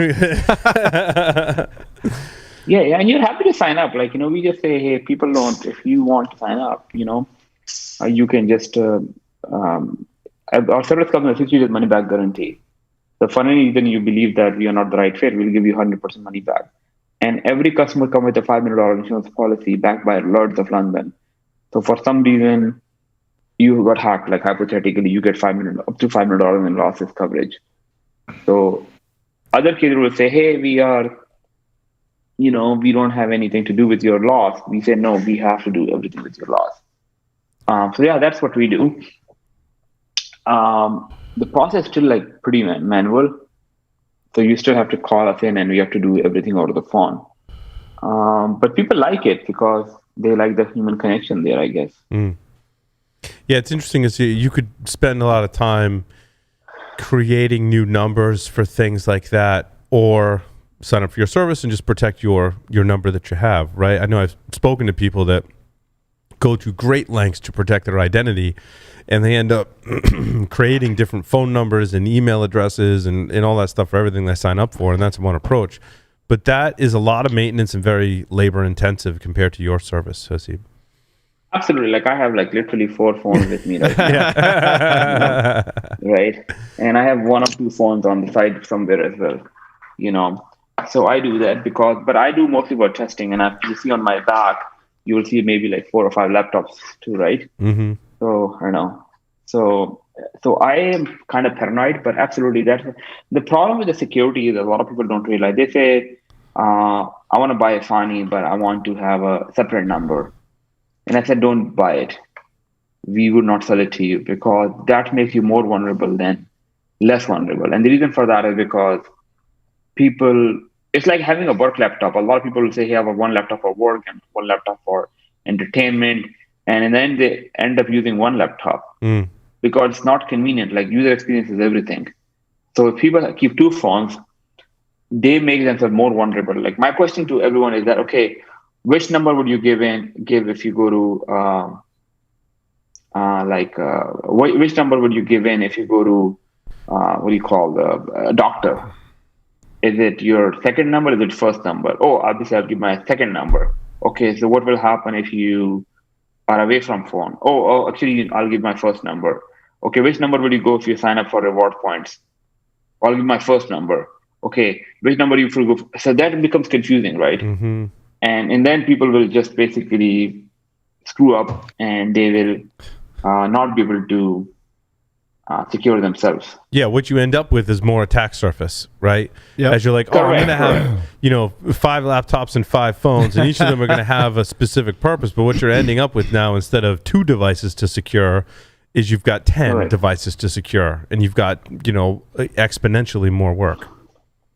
Correct. For me, the laptop, because I know we have to test phones, we have to test coverages. So we have okay, man, let's test it out with this SIM card. It's mostly for testing purposes, but for personally, I only keep one number. And I say, it's okay to be, people think the other way. People say, we want to be private and not secure. Because if we are private, we don't need security. So if we have a number that no one has. But it doesn't work this way because the person we had before our call, all the data get aggregated. So it's like a bucket, a big bucket. And in that bucket, every data goes thrown into that bucket. And the more data that goes into that bucket, it's, it become more and more populated. So to answer your question is that, even if you get a new number, you may get to the doctor and there's a doctor data breach in the doctor office. And what happened is, okay, now you have another number there as well. So just keep it simple, have one number, and that's it. Don't complicate your life, because I have seen that the people who spend 2 hours or 3 hours researching which password manager should I use, never use password manager. Yeah. Or which YubiKey I should use, which FIDO2 standard versus FIDO standard, and they will never do it. No, it's true. Sometimes we do get caught up in the loop of the perfect solution and the perfect thing, and we research, and then we end up just not doing anything because we can't make up our minds. Next thing you know, or we have our RDP open on your MacBook. And you have iMessage with SMS available. You've got all the windows covered with tinfoil, but you still open the front door when somebody rings the bell. Yeah, exactly. Correct. So they just get confused. So I just say that if we, to be honest, spend half an hour, we can make ourselves better than 99.99% of the world. Yeah. My other question was, some of the phones that have come out recently have the ability to support multiple SIM cards. That doesn't really help with privacy or security along the lines of this conversation, right? That's more for you want to support multiple carriers because you're traveling, basically. Correct. So I'll tell you the reason for that. eSIM is basically the future. And the reason why eSIM is the future is because carriers do not have to spend money, right? Shipping the cost. We have a shipping cost. Every time I ship a cost, I may have to pay $10 for packaging and FedEx and all this cost. And some customers may not want to transfer it. And so there's a cost associated. We have high margins, but a lot of companies do not have that margin. They are just competing for $2. So if they spend $10 on shipping, that means that 5 months of their profit is gone. And they don't even know if the customer will stay for 5 months or not. So that's the first reason. It will basically disappear. The second part, it will make switching SIM cards so easy that people can just switch between carriers without any issue. So that's why carriers do not like it. So you are with carrier 1 and you don't like carrier 1 for some reason, you don't have to go to a store. You can just literally go on and within 10 minutes you'll switch the carriers. So that's why there'll be a lot of more churn on that. But other than that, dual SIM card is not an alien concept in Asia. People do have dual SIM card. The reason why they have dual SIM card there is because of the rates. Because in a lot of countries, if you call outside the network, it's a different price. So I'll give you an example, like if you're on carrier 1 and you call carrier 2, it will be a different price, but carrier to carrier is separate. So they will have multiple SIM cards in their phone to call the random person. So if someone is on carrier 2, they'll use carrier 2. Gotcha. What's your favorite? But yeah, also for traveling. Traveling, one thing is because a lot of times you're traveling and pretty much we need data while we're traveling. So it's just convenient to just scan a QR code and you're done. You can literally buy a SIM card while on the airport through Wi-Fi, and you have an eSIM that works. But what's your take on cell phones today, on smartphones? What's your favorite one? Does it matter as much today when you get into phones? Are they all kind of leveled out? They all kind of level out, and I've probably noticed I've used like maybe 50 plus cell phones for testing and other purpose in the last 2 years. The problem that I see with the cell phones is that, and this is about like Apple. Apple, I think, is a very secure product, even though they're a very good product. Samsung, the problem is they do allow people to hack into the devices, and that becomes a bigger problem. And I've seen a lot of people who have installed their custom ROM, so you can build a custom ROM of Android and basically send it to people and cell phones. But the problem with that is such a low margin business, and people want to have upgraded phone all the time. So if you start reducing functionality on the phone, so I'll give you an example. If you say, okay, Google will not track me, okay, which map will you use? The people like Google Maps. People say, oh, I don't want to give them my telephone number, but you want to call Uber. Now, how is Uber driver will find you if you don't have a GPS activated on that? Right. So it becomes complicated. And you may want to search for a favorite restaurant, right? Okay, what's the favorite sushi? And if your phone shows that, okay, you are in, somewhere else, like, you are like, in Tel Aviv, obviously you don't want to find Tel Aviv, or you're in Tokyo, you don't want to Tokyo restaurant, you want to find something in San Francisco. So those phones exist there. They're good phones. I wish if you had a better BlackBerry today, one of my favorite phones. And obviously, like Nokia communicators were like, I love those phones, but they're not exist right now. We literally have two options. One is either we go with the Android or like, this iOS. And with Android, it just depends on what hardware you want to use, to be honest. Because all ROMs are almost the same. So, on a slightly different topic, I noticed on your website you have a bug bounty program. How's that working for you? We have not got any bug bounties. The time we get it because the website is... So we have, on the website, we do get bugs from time. I think we have got like 4 or 5. But they're normally not for like, not like in security. So what we do is we are now moving our server. So we start with like, just for front end, we had a WordPress. And people will just discover a WordPress vulnerability and they will run scan on websites. And they'll say, hey, can you pay me $50 for this thing? And sometimes they don't even know if the vulnerability exists. I'll give you an example. The last bug bounty that we received. He said, oh, you don't have a CAPTCHA on your website. Yes, we don't, but we use Google Invisible CAPTCHA. You don't need to like physically type a CAPTCHA. That's one thing. Or hey, you have access. It's all random stuff because our actual thing is totally different from our cell phones. What we do is because we cannot rely on bug bounty, so we have to hire our own pen testing. And when we get a pen test, we basically they evaluate everything. One bounty that I did was I gave my number. I'm happy to do it again too. But I give my number and I say, okay, hack this number, and we give you 1 Bitcoin. Mm-hmm. Wow. So that bounty varies from hour to hour, from day to day, hour to hour. Well, that's your thing, right? I calculated my net worth in Bitcoins. So. But I'm guessing by your story, you haven't given away any Bitcoins yet. I wouldn't be selling $100 fin plan if I would not have.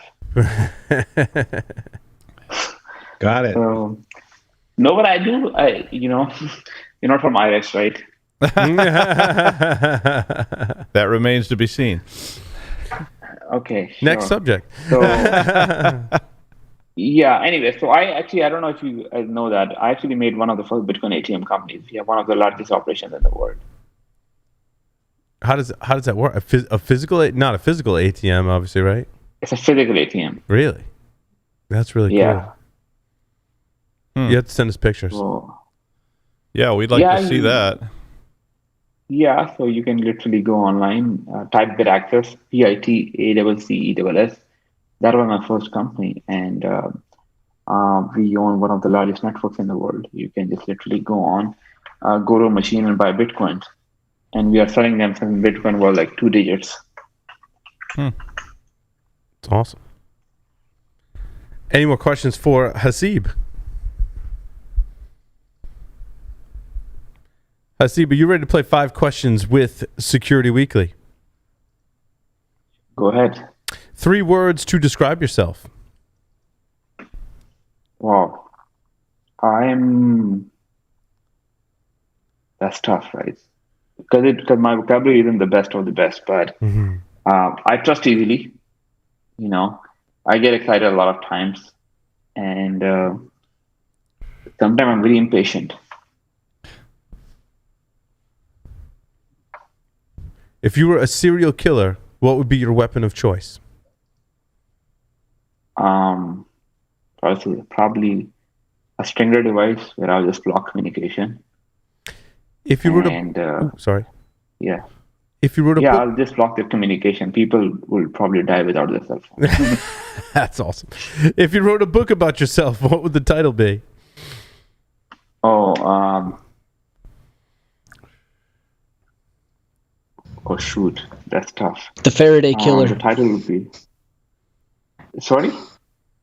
The Faraday Killer. I think the book will be, I think I wanted to write a book. I said it will be probably entrepreneurship around commercial. If people think about how to build a better product. What is your favorite hacker movie? Wow, hacker movie. I didn't think about it. I think that it's not a hacker movie, but I like the show Money Heist. Heist Money or something. I like that show. Money Heist, Yeah. Choose 2 celebrities to be your parents. Alive, dead, fictional, or otherwise. Oh wow. One would be what was the hero in Peter Pan? I forgot the name. My mother would probably be Angelina Jolie, and my father would be Peter Pan movie. It just skipped out of my mind. Tinkerbell. No. You mean Hook? The pirate? No. The alligator. I forgot. Anyway. Robin Williams. Robin Williams. No, Robin Williams. Robin Williams. Oh, okay, Robin very Williams. nice. Yeah. Very nice. Haseeb, thank you so much for appearing on Paul Security Weekly. Pleasure is all mine, right? Happy to share more whenever I want. Huge fan of your show. But one thing I want to talk to a lot of people is that where I want to walk away with you. Telephone number is becoming our identity now. If you spend like 20 minutes, maybe we can just get rid of a lot of issues, because I deal with a lot of cases every week, and you don't have to buy my service. Just make sure that go to the email, Facebook, any account, and do a password reset, and make sure your telephone number is not there. And if you go for Google Authenticator or any Authy or any other software, make sure that your telephone number is not as a backup option. That's all. That's good advice. Please do it. Yeah. No, that's really good advice. Haseeb, thank you so much. Coming up next, the security news. Stay tuned.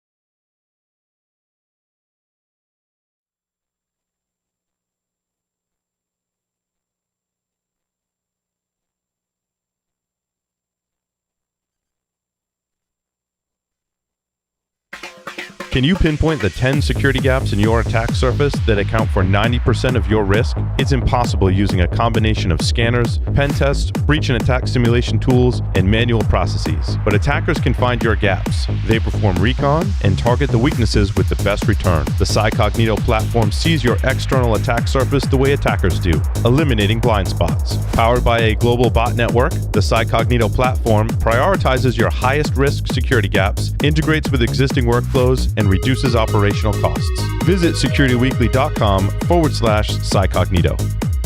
Cybercriminals are using social engineering loaded with urgency and fear to successfully prey on victims, your employees, or your customers. Protect your Office 365 email from today's most sophisticated attacks with Barracuda Email Threat Scanner. It's a free tool to help protect your business from these hard-to-detect attacks. The Barracuda Email Threat Scanner uses artificial intelligence to hunt and eliminate Office 365 email threats. Find the cybersecurity threats hiding in your Office 365 email right now. Get your free email threat scan at securityweekly.com/Barracuda. Welcome back to Paul's Security Weekly. Security Weekly Unlocked will be an event held in person on December 5th through the 8th at the Hilton Lake Buena Vista Hotel. The call for presentations deadline has been extended through July 5th. So get busy this weekend and submit us your talks. That's right, we're looking for people that maybe you have presented at a conference before, maybe you haven't presented at a conference before. We are open to all CFPs. We've got a list of topics in there that we're trying to fill out talk titles and CFPs for. So make sure that you check out securityweekly.com/unlocked. Submit us your presentations so you can be with us in person in December in sunny Florida. On to the Security Weekly News. Where do we want to start? Another print spooler vulnerability, a Netgear bypass, NFC flaws, print spooler, print spooler. Let's start with or LinkedIn, one of the two. You know, I feel like I've seen print spooler vulnerabilities and exploits before. I'm like, this, like, it's ringing a bell, and like I'm typing it up, and I'm like, oh yeah, Stuxnet gave us one in 2010. That's where I know that one from. And they didn't fix it. Didn't fix all the vulnerabilities in the print spooler. This one is interesting because there was a newly discovered print spooler bug discovered by Sangfor researchers that wasn't the same hole that was fixed on Patch Tuesday. The Sangfor crew inadvertently documented an as-yet disclosed remote code execution vulnerability because the original vulnerability that was patched was a privilege escalation flaw. Right. And so Sangfor goes, oh, well, they fixed it, so we'll release it. But Sangfor's had an RCE for that and unintentionally unleashed a zero-day exploit. Well, they thought that was the one they fixed, but it wasn't. So, they were like, oh, here it is. Yeah, we're going to report on it now. And it was like, oh, no, they didn't fix this. And we just couldn't ask for a more newsworthy story. That's a bad We day. get to say Stuxnet. We get to talk about Stuxnet. We get to talk about print spoolers. Print spoolers. Good old print spoolers. That's a really old... What? That's a really old service, right? That's kind of what we were alluding to on ESW when I was kind of probing that SDLC and kind of how do you work in legacy code into that agile testing platform and model so that you're looking at things that have had to be carried forward, such as services like print spooler. Every OS has all these legacy and backwards compatibility things that tend to lend themselves to things that go really, really bad when they go bad. And print spooler is one of those. You had a recipe for disaster, Tyler, to kind of back up what you're saying, right? You've got legacy code that was likely developed in a more waterfall style model that lends itself to having lots of vulnerabilities in a different world. You've got it associated with the print spooler service, which has already had vulnerabilities exploited within it, and it's a print spooler. So, by nature, it has to take unstructured or structured data. It takes data from the user and has to process it, which is always a recipe for a disaster. And it has to take data from lots of apps at the same time that are in different formats. And maybe not even interact with a printer. I mean, do you hit the print spooler when you like convert your print job to PDF? Like that, does that hit the same code? Maybe not. Does it? I don't know. Because the print dialog comes up.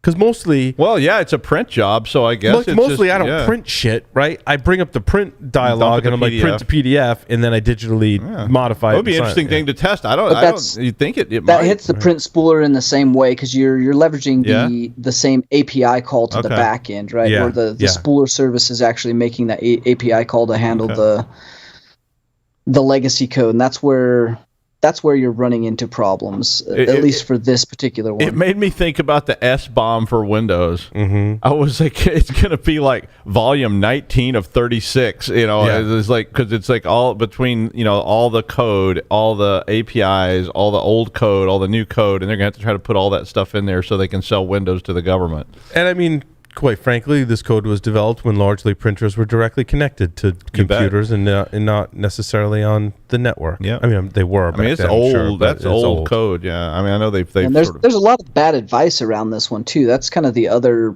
problem we're running into is everyone doesn't really understand Active Directory and how the print spooler is being abused. Like first you have the print spooler being abused on domain controllers.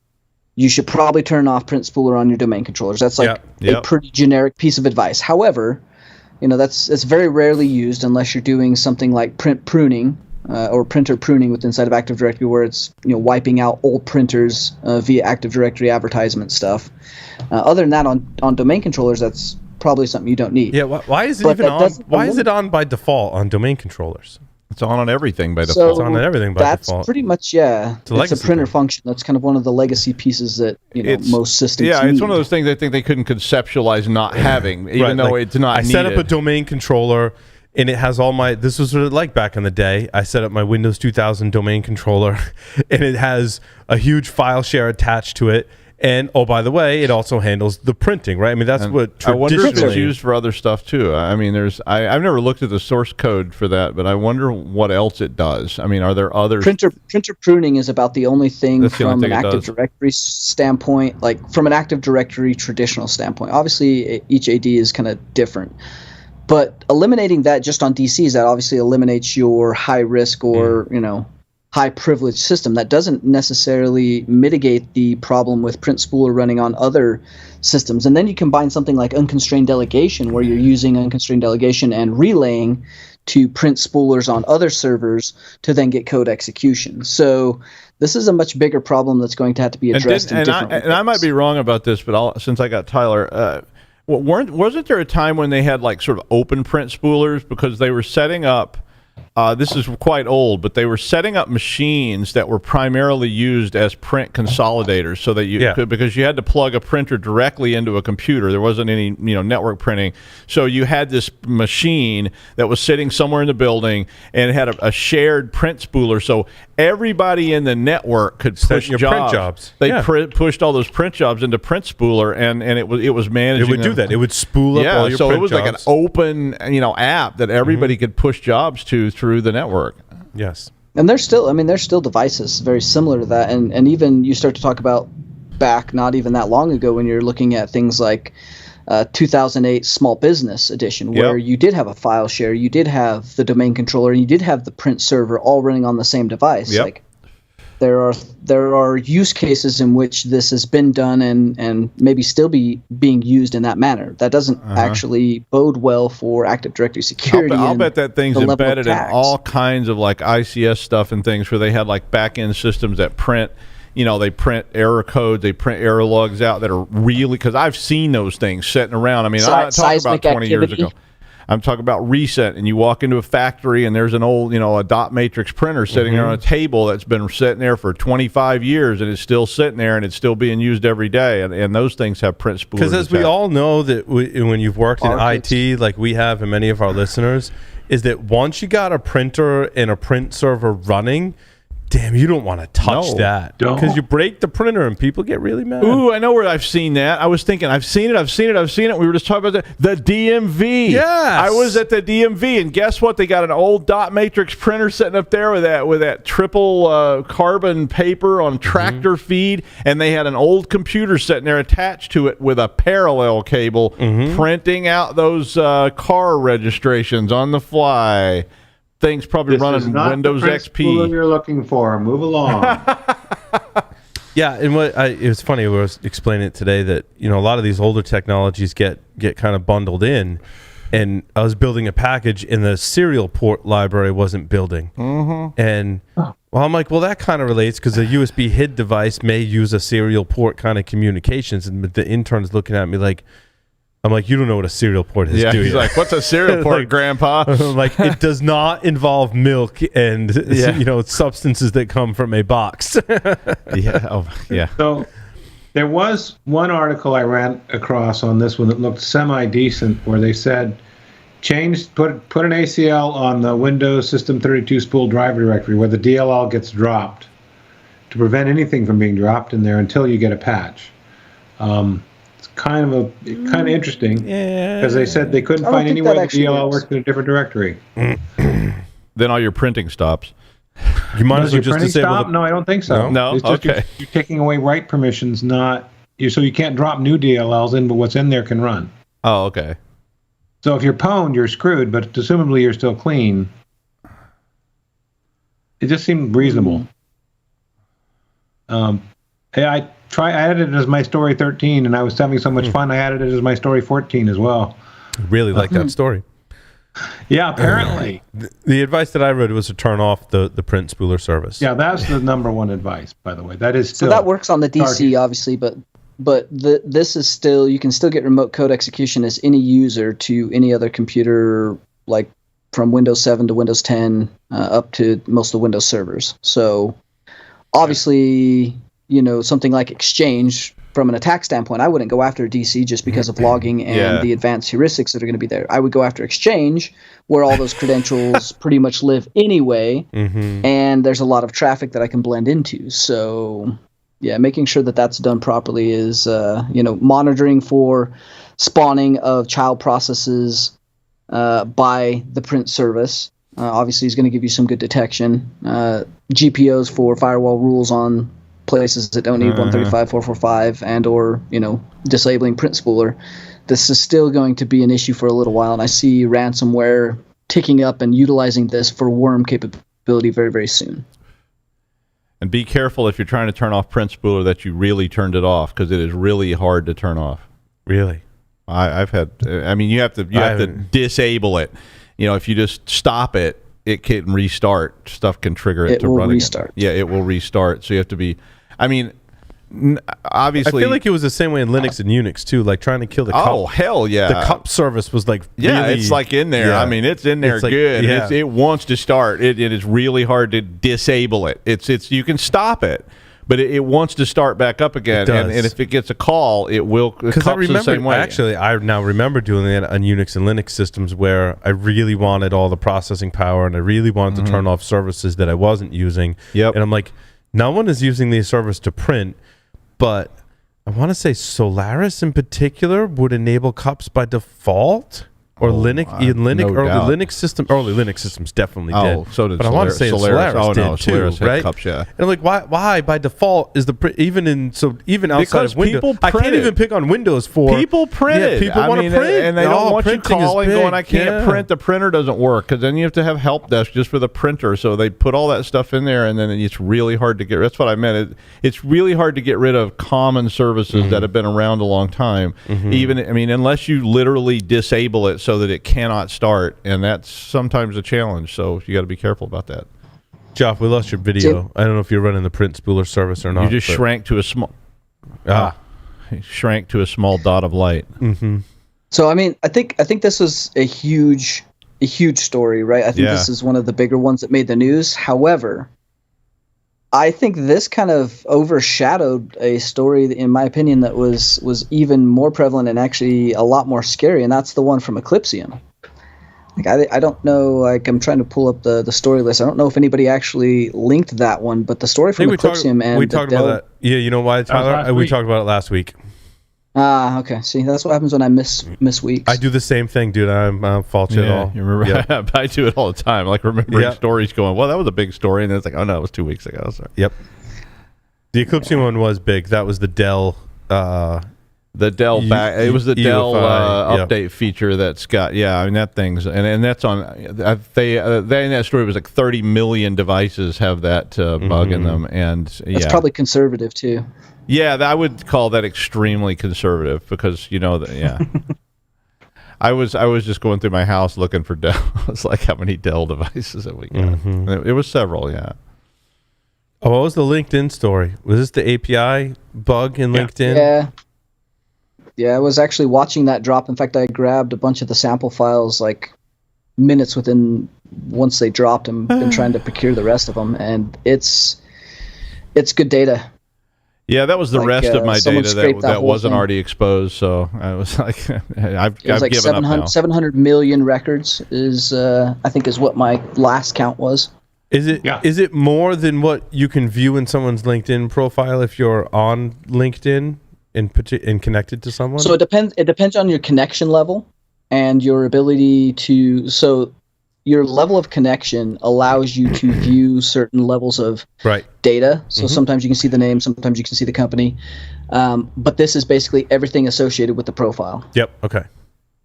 So if you're and then there's cleaner versions of it that they scrape where it's just they've correlated email, name, places you've worked, and any other information you provided LinkedIn. So it was a pretty good API scrape. It was just like the Clubhouse scrape, right? Like it's exposed APIs just like we talked about on ESW. Like an API is going to be a nightmare for a very long time because it exposes more data than what's available in the GUI. Yep. LinkedIn has their work cut out for them. I mean, they've been the target so many times because they have the good stuff. So much data. They have so much data. Yeah. And people really share with LinkedIn because it's a job search routine, and people, I think, are more inclined when they say, I need a job, and it's got all these options to fill out, and you're going, I'm going to put everything in here because I don't want to not get a job over this. So. LinkedIn makes you feel good when more information you give them. Like, your profile's not complete. Yeah, and it's a professional, I'm making air quotes, but it's a professional social media service.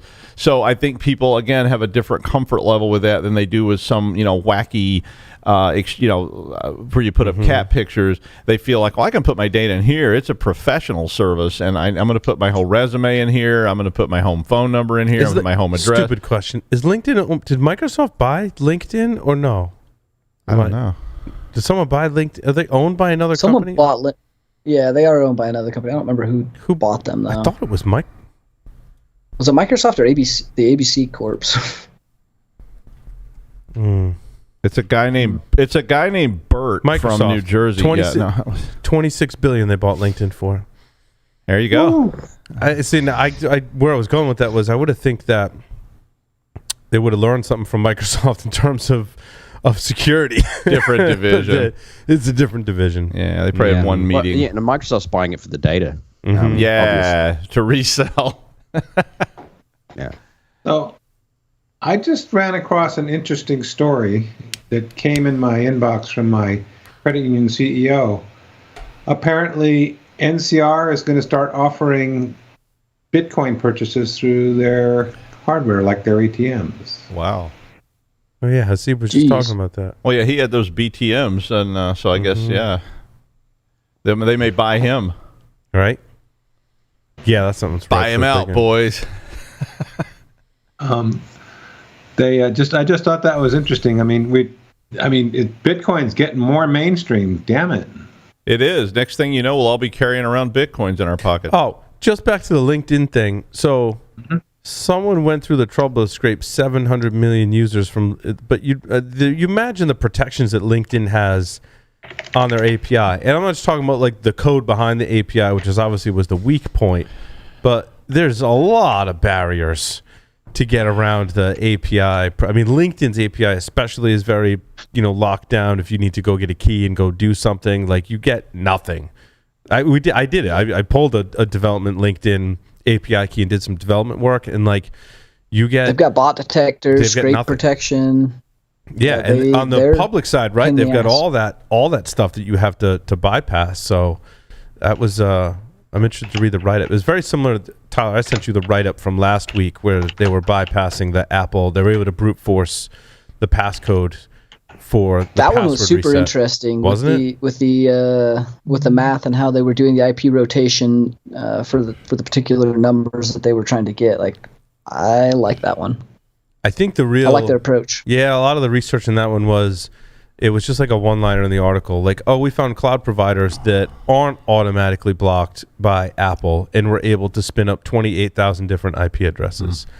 And there's only four, four servers to hit, so it's just simple math at that point. Right. Math and time. Mm-hmm. That's what everything boils down to. I mean, but it just goes to show you that if you're playing whack-a-mole as part of your security strategy, it's not going to work. Or like Apple said, like, you shouldn't be doing a password reset. Like, if you're an Apple user, you're probably not going to come from an AWS registered IP address to reset your password, right? Like, you're coming from your ISP, so they're taking out huge swaths of that. But like, that didn't really matter. I'd imagine LinkedIn has probably done similar kinds of things, right? Probably. Well, they've limited even like their source code and like the obfuscation in that. We used to be able to scrape LinkedIn fairly easily, with simple account and ID correlations and source code scrapes, and they've went to great lengths to add a lot of JavaScript obfuscation, add a lot of backend correlation data, API correlation data. So they've went to great lengths to kind of secure that, and that still shows like playing that whack-a-mole game does not always end up well, because you're going to always fight this. You know who LinkedIn lets scrape their data? That's Google and Bing can scrape their data, and then all the data's in Google. So you just Bing. scrape Google. So you a lot of scripts I've seen used by folks such as yourselves, right? And pen testers don't go to LinkedIn directly because it's too much of a pain in the ass. Like, just go to Google and pull a Google API key and do that. And then when Google bans that Google key, go get a new key. Rights.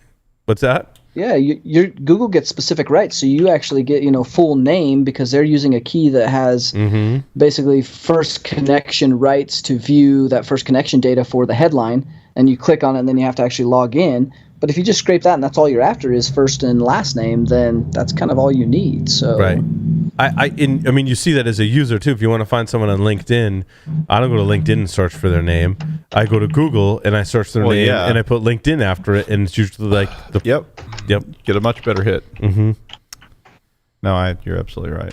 Not to mention they all keep adding apps and other things which also have APIs, and like you say, I mean, you can go through Google, but then LinkedIn is always adding new services and new features and all this other stuff. So it's back to that SBOM problem of what is the supply chain of this code, and how many APIs are in this long chain that nobody can figure out anyway. So some of the really cool research I've seen is around getting around those APIs.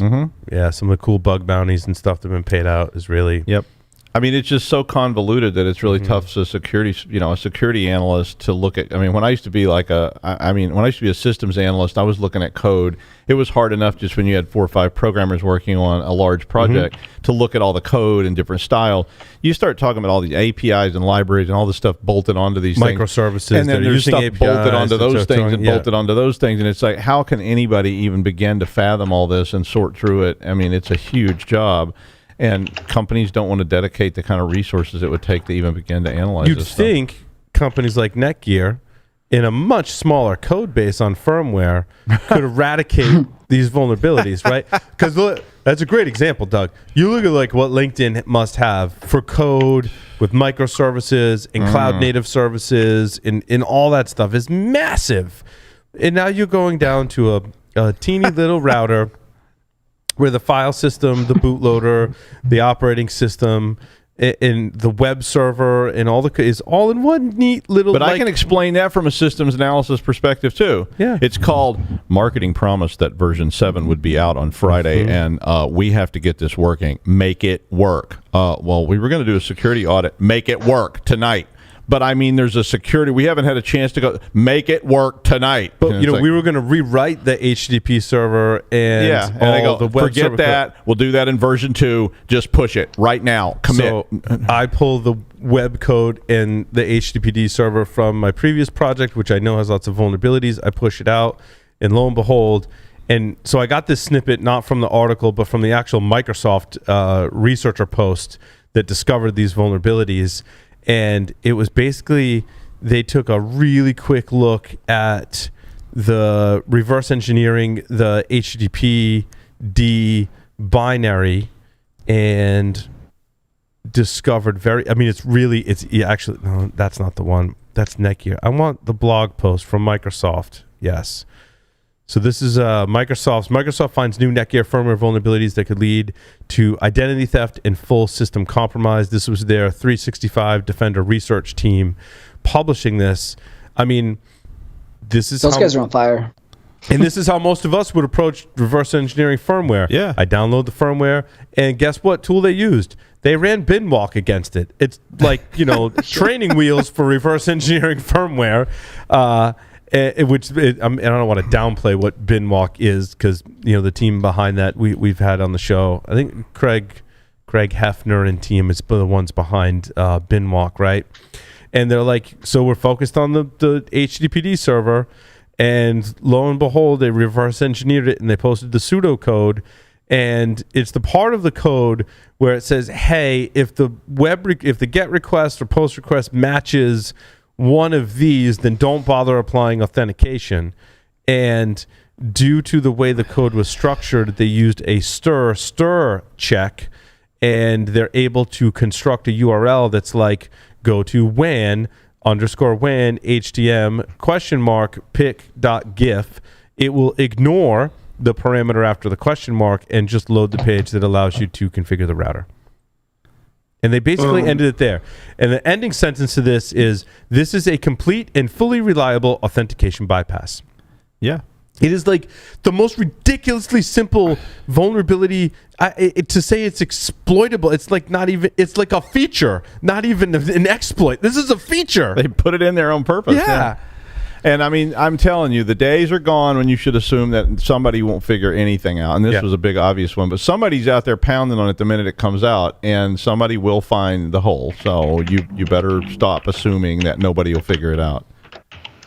It's just, I've purposely tried for like the past year not to cover ridiculous IoT device vulnerabilities, but when I read this one, I was like, oh my God, this crap is still happening.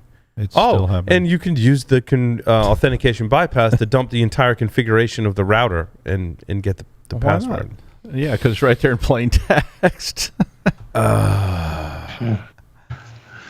Let's wave our phones at the ATMs to hack them. You get the key that used the DES encryption for the backup. Yeah. This allows an attacker to get the plaintext password, which is stored in the encrypted NVRAM remotely. Yep. Oh, boy. It's like dumping old Cisco confs. Mm-hmm. When you see there's a password for the whole system, and they probably used that as root on all their servers too. That's the enable password as well. That was one of my, wow, you're a genius kind of moments where somebody was like, wow, how did you hack us? And I'm like, well, you had all your Cisco confs in this binder, and I was just flipping through it, and the enable password you used on every system is also your root password on every single thing in your whole company. So, but I didn't tell them that. I was like, yes, I'm a genius. High-level mathematics were used to figure this out. So, oh my God, that's so. Just how high were you, Doug? And it's like, you're some sort of genius. No, I'm not. I can read. Mm-hmm. I know how to select a binder marked Cisco confs off the shelf. And it's just like so much easier to pwn the organization when you've got full enable access to their Cisco pretty much. gear. Like that just makes your job really easy. It really helps. Yeah, it helps a lot. I found that's an awfully easy thing, especially when they use that password as all their logins for their remote dial-ups and everything else. That too. But it was a good password. It was a good password. It was a good password. It was really strong. It was like 20 characters. It was like random, and they were like, "How did you figure that out?" And you're just like, I'm a genius. I am a genius. I have this mathematical ability in my brain to do advanced vector math. You could have admitted one slight problem. I said your password was so good I had to use copy and paste. Well, I did have to type it because it was on paper. So, oh crap! Yeah, I know they made me work for it, but wrote it down in my little book. And yeah. That was the old-fashioned copy and paste. There it is. They really did, though. The guy really did say, how did you get this? I need you to tell me how, because we told him we have all your passwords. And he was like, how did you get this? I've got to know.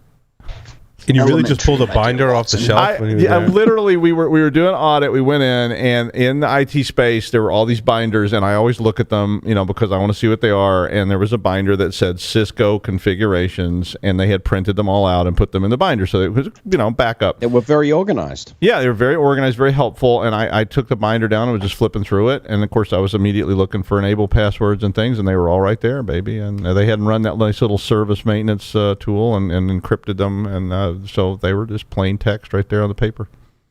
I find it even so, you still had to use your iPad, didn't you? That's right. I find sometimes though that in history, some clients that were expecting a more of like enumerate all your vulnerabilities, and I'm sure you guys have seen this and experienced this, and they're kind of like mad that you hacked them like that. Oh, yeah. I remember being on a test and like I just walked through all of their systems because you get one SSH private key and then it's trusted on all their systems, and I'm like, now I have accounts on all of your systems and I'm using the SSH trust you've established in all your systems to walk through them all and get all the data. And they're just, sometimes that's met with just like frustration, because they're like, well, I thought you were going to find like all these like fancy vulnerabilities, and it's like, no, I used like common sense and hacking to do that. And where's the James Bond shit? Yeah, they're kind of mad. They're like, well, where's the fancy exploit? There is a follow-on to this story. So they were very mad that I did this, and their defense was nobody could get those because you had to be in the IT space to get them. So they were secure. And so the next year when we did the audit, I went, because I had noticed these things the year before, I went over there at 3 o'clock in the morning. In a ski mask? I did not wear a ski mask. I drove my rental car over there at 3 in the morning because they propped the back door open after hours to keep the airflow through there. And I just strolled in there at 3 o'clock in the morning, walked down to where those binders were and got the binder and wrote the new password down in my notebook and took it back to the hotel with me. And then I went in and changed all the passwords to got you again. Yeah. They were equally unhappy. Yes. Again, Doug has an unhappy customer. I was saying they love me. Come on. That was the one when I climbed over the firewall too. Over the first year, I guessed the crypto code on their server room because the paint was worn off the buttons, and so the next year. They had bought a really fancy door that had a thumbprint code on it, and I again got into the server room and took a picture of myself with the phone and sent it to the CIO, and I said, "Nice door, doesn't work." And he called me it was about 3:30 in the morning. He called me and he was like, "Okay," he's like, we actually have an insurance policy on that door. I want to know how you got past that door." And I said, "I cut off a guy's thumb and used it on the pad."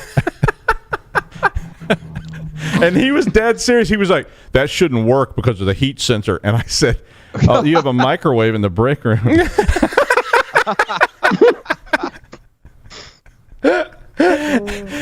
And he was like, "Wait, this can't be right." Like, but a lot of the physical testing just never ceases to amaze me. It's just an amazing form of hacking, because you could have said, I went into the break room and I got a butter knife and I got through their fancy, you don't even need what's the metal, it looks like a Slim Jim, but it kind of has a hook on it kind of tool. What is that called? I don't remember what it's called now. I'm having a mental blank, but it's basically like credit carding a door. It's a Slim Jim. There's a tool for it. Slim Jim. Yeah. You just reach it around and it pulls the door handle down. Yeah, it's a really handy little tool. There's just a lot of cool physical pen testing stories. You know how fast you can get a programmer to give you a bunch of information if you take one of those batteries with nipple clamps? You don't need nipple clamps. You get one of those. You get one of those things they use on you when they say clear. Yeah. What is that thing? Yeah. You just put that on somebody a couple times, and they'll tell you anything you want to know. It's just like. Or you get a blonde with about, Oh, that's a much more effective but much more expensive solution. But yeah, it works really, really. I went to the training for that one, and you know what I said at the training when they were telling me about that? They were like, "Now, when a beautiful person who you're attracted to approaches you in a bar and begins, and I was like, if that ever happens, I'll know it's a KGB agent." And she's probably he was like, you think you'll know, but you probably won't. I was like, no, if a beautiful person I'm attracted to ever approached me in a bar, I would know it was a KGB agent, because that's never ever happened. That never happened. You would know. I would know that's not real. You'd know that she was going to inject you with some metal, and when you were the security guard from Magneto, there's only one of two things that could possibly be. The next one is like, it's $1,000 a night and you cash up front, or it's a KGB agent. There was no other answer to that question, so I was like, yeah, I'm not going for that one. Hey, it could be both. Rohypnol or. Yeah, it's physical security has so many parallels into the cybersecurity. It's the same stuff. It's just done in a different way. Social engineering remotely is the same kind of thing. It's just a different. Yeah, it's the same mindset though. It's still just about how do I get around this obstacle, and the easiest way is always going to be I called down there, got the number of the server room, and called somebody, told them I was from the fire inspection. That kind of stuff, and it still works because it always worked. And it will probably what I loved about the Darknet Diaries episode where they chronicled the physical pen tester. Tyler, Joff, did you guys listen to that one? No, I didn't. I have not. So so I'll just close because I talked about it last week. So if you haven't listened to it by now, stop listening now and go listen to that episode where he interviews two physical pen testers, because it's a great story. And essentially, I like how they described how. People don't think you can buy a ladder that you can put in checked bags that collapses down, and you can buy a wool blanket, and then you can buy the ladder that has ropes attached, like a fire escape ladder, and that is all you need to get over a barbed wire fence. So you use the first ladder to get up, you throw your blanket over, and in this case they had noticed a shed that was in line with the fence. And that's convenient. They're like, yeah, I'll use the shed because it's more stable rather than risking myself on this fence. So they're on top of the shed, but he dropped his fire escape ladder. So now he's kind of stuck on top of the shed. And he's like, 12 feet. And he looks to his left, and there was a university next door to the place that they were doing the physical pen test on. And the university police were not informed that this test was going on. So they're like, if this person catches us, we could be really screwed, because even our get out of jail free card might not work with the university police, because that could be scary. And so he's like, I'm going to jump. He's like, it's only 12 feet, it'll be fine. Now he lands on his feet and immediately experiences extremely severe pain in both of his heels. He's like, I'm gonna tough through it.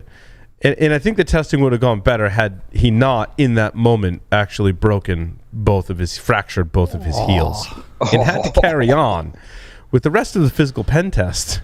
There were two people, and so at certain points after that, when they went to the next, he's like, I can't walk. He's like, I'm just gonna have to play lookout in the car while you go do the rest. And then his partner in crime, air quotes crime, wasn't successful, but. Even so, they went to the ER, and I asked my wife about this because she works in medical imaging, and I'm like, so he broke both his heels, but when he went to the ER, they told him he didn't, and she's like, hairline fractures, you can make sure you got a radiologist. Yeah. And as I know from my wife, when you go in an off hours, you don't necessarily get the attending radiologist or a radiologist to read your films. They get the guy that cleans up the cafeteria who just happened to be there. He's like, no, there's no fractures. You'll be fine. A hairline, much like we're looking at logs and have to find the needle in the stack of needles, it's the same thing we're looking at a medical image. And so they gave him some pain meds, but they're like, we still got to do this test, and used his crutches the next morning as part of a social engineering to get on the elevator. I have to use the elevator because I'm on crutches, kind of thing. God. I was like, much respect, man. I wish I had thought of that. That's good. I never thought of that. He really was injured, but it kind of makes you think when you do your physical pen test to bring some crutches with you. Yeah, maybe a boot to really play it up. Oh, and a boot's removable. It's not even Silence of the Lambs, where the guy actually had a cast on his arm and stuff. It's just like a boot. You can unbolt it later and take it off, and switch to your janitor costume. Just great. And I feel bad because the story was great because he was injured. Like, that's what kind of made the...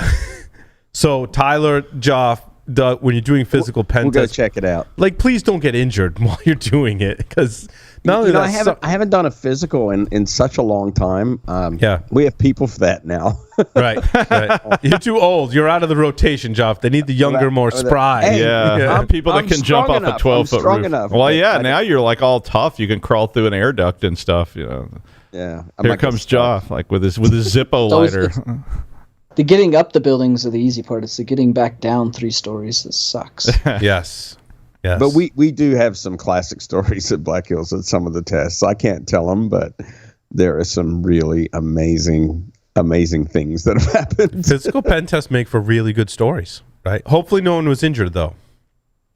No, nobody's been injured, but there's some epic stories. NFC flaw. Oh, where did Lee go? Oh, he's a blank wall now. He got frustrated with our physical pen testing stories. So flaws? No, that wasn't the problem. NFC flaws let researchers hack ATMs by waving a phone. I don't remember his first name because I didn't put the quote in the article, but Rodriguez is his last name. He works for IOActive. Built an Android app. Allows his smartphone to mimic credit card NFC transmissions, basically. Waves his phone and can exploit a variety of bugs to crash point-of-sale devices, hack them to collect and transmit credit card data, invisibly change the value of transactions. That's interesting. And even lock devices while displaying a ransomware message. He can even force at least one brand of ATMs to dispense cash, but that only works in a combination with additional bugs. He spent over a year doing this research. I'm assuming he's going to present it at Black Hat. Yeah. That's pretty cool. That's dedication. Yeah. And I'm sure that NFC stuff was not fun to work with. We've known there's stuff in NFC. It's just like you said, it takes a lot of time and energy to do that research. And then the chained attacks that you end up having to get down to, the level you have to get down to for NFC and those kind of attacks is very, very specific. It's expensive hardware to get a hold of. It's a pain in the ass to break down at that level, and then to look for the exploits, that's not easy. I'm excited to see this one. Me too. Yeah. So this attack requires not only a specially crafted, what do they call it, APDU. You can't read EMV chip data. You can only read mag stripe, but half the people put their mag stripe in anyway, so you're good to go there. And like you said, jackpotting requires an additional vulnerability in the ATM. It will be very interesting to see what he presents. Yeah. Although he said he couldn't present a lot of it because it's an NDA, and because they got to fix that stuff first. Yeah. And as difficult it was to find the vulnerabilities, you can imagine the implementation, right? Patches and there's fixes like for 800 million ATMs around. So. Yep. And these are big manufacturers too. Right. So they're not going to want this stuff disclosed.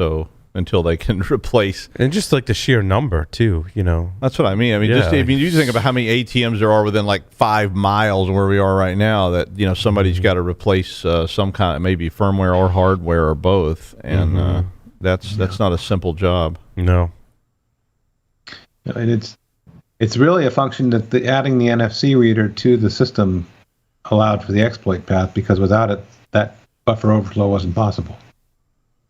I thought that was kind of interesting. Watch the technology you bolt on, right? Yep, same thing. How do we convince our boss that cybersecurity includes Active Directory? What's your guys' advice? What? Active Directory is secure by default, right? You just turn it on and it works. Well, just a fancy LDAP server. What do you mean? That's what I was told, was that Active Directory in and of itself is completely secure. And I mean, you just turn it on and put the users in, and you're good to go. And it's so good. You can store everything in it. That's right. Everything you could possibly imagine, you can put in it. And you can put all the root passwords in the notes field. Yes. But you have to imagine that there are, let me use the term boss here, right? Business owners that on paper you've invested in Active Directory, and they're like, what do you mean I have to spend extra time and money and resources on this security thing? How do you get them around? It's a rhetorical kind of question, right? I mean, you're going to come up against these these kind of, I mean, this article is written by Simperis. It's a company that I really, really like in terms of being able to do Active Directory backup and restores. Tyler, Geoff, looks like they get the thumbs up from you. I don't know if you've seen this kind. I like Simperis. You can disagree with me. It's totally fine. You're on mute, Tyler. Tyler, you're on mute.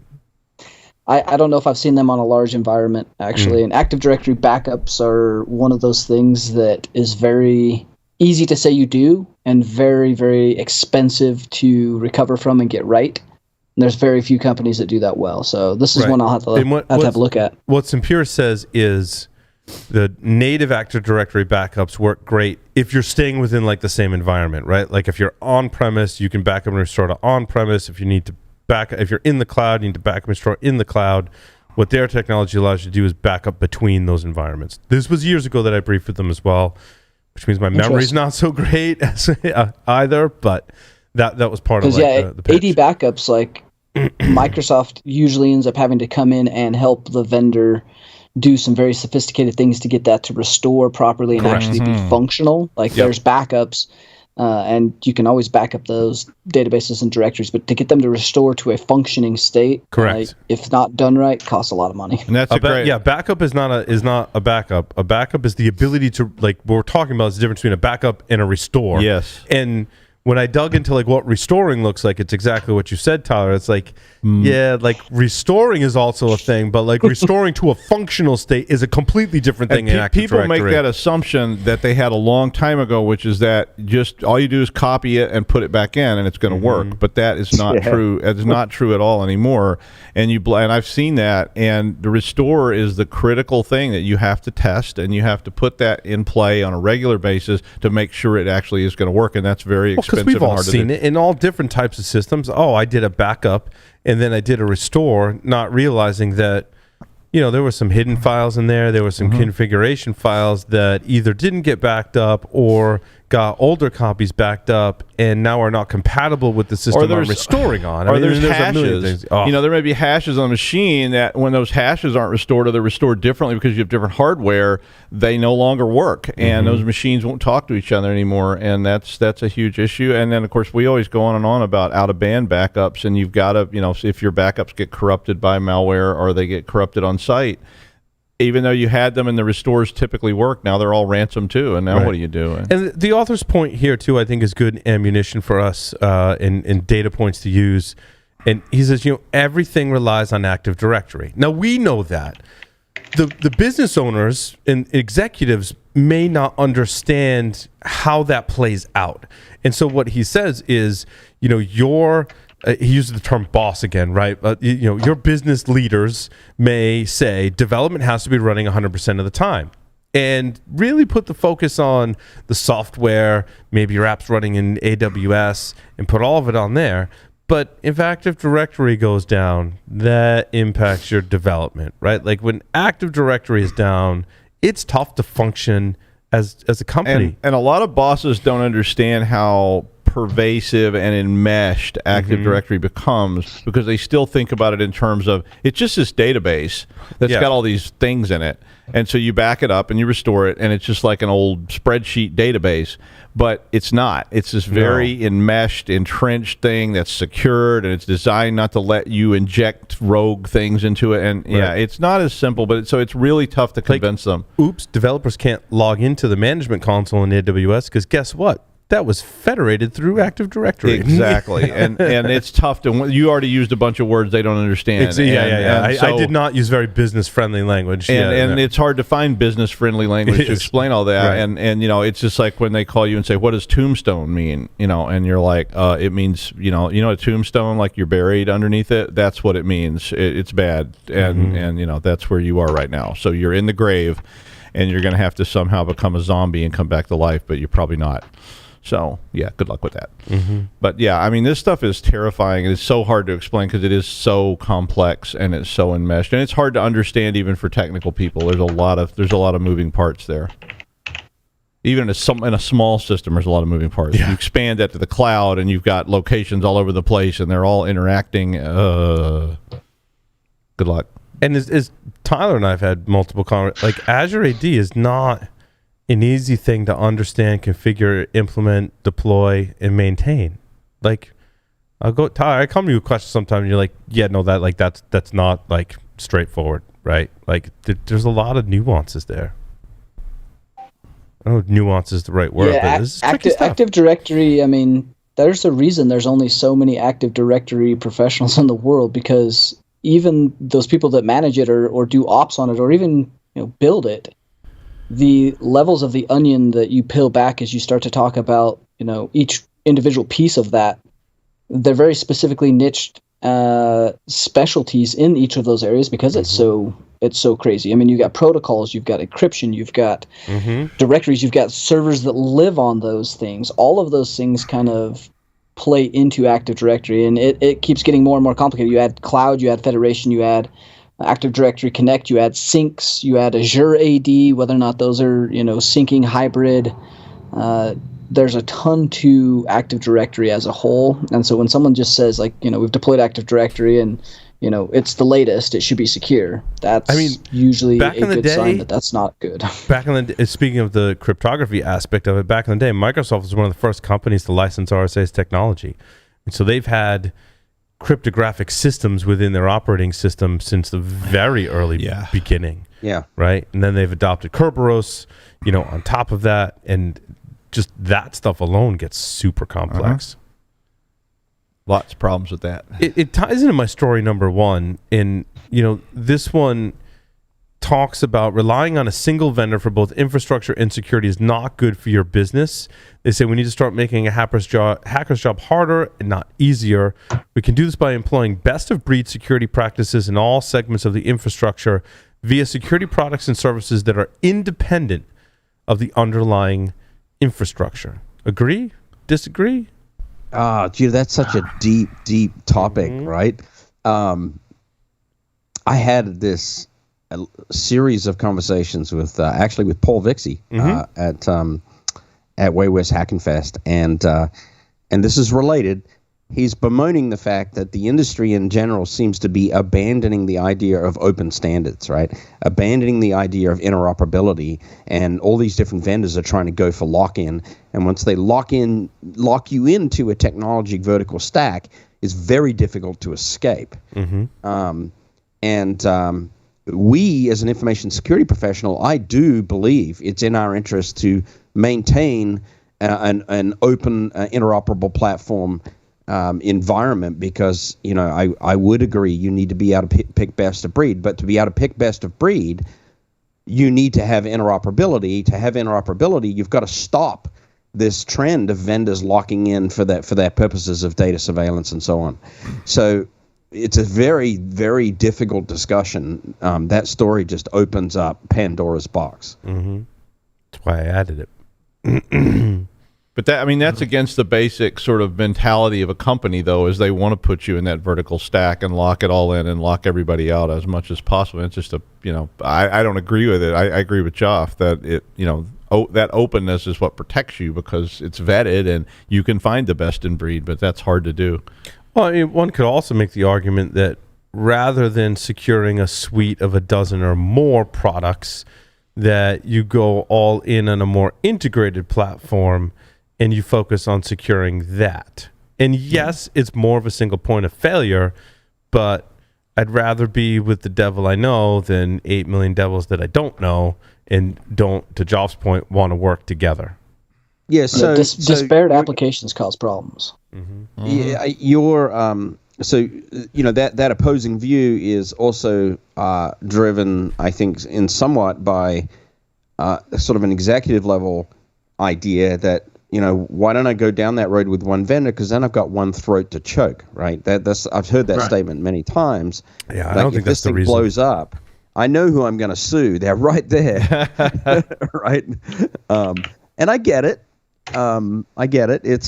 It's a tough thing, but I think heterogeneous interoperability is still a critical important thing in our industry, because best of breed emerges, I truly believe, emerges out of healthy competition.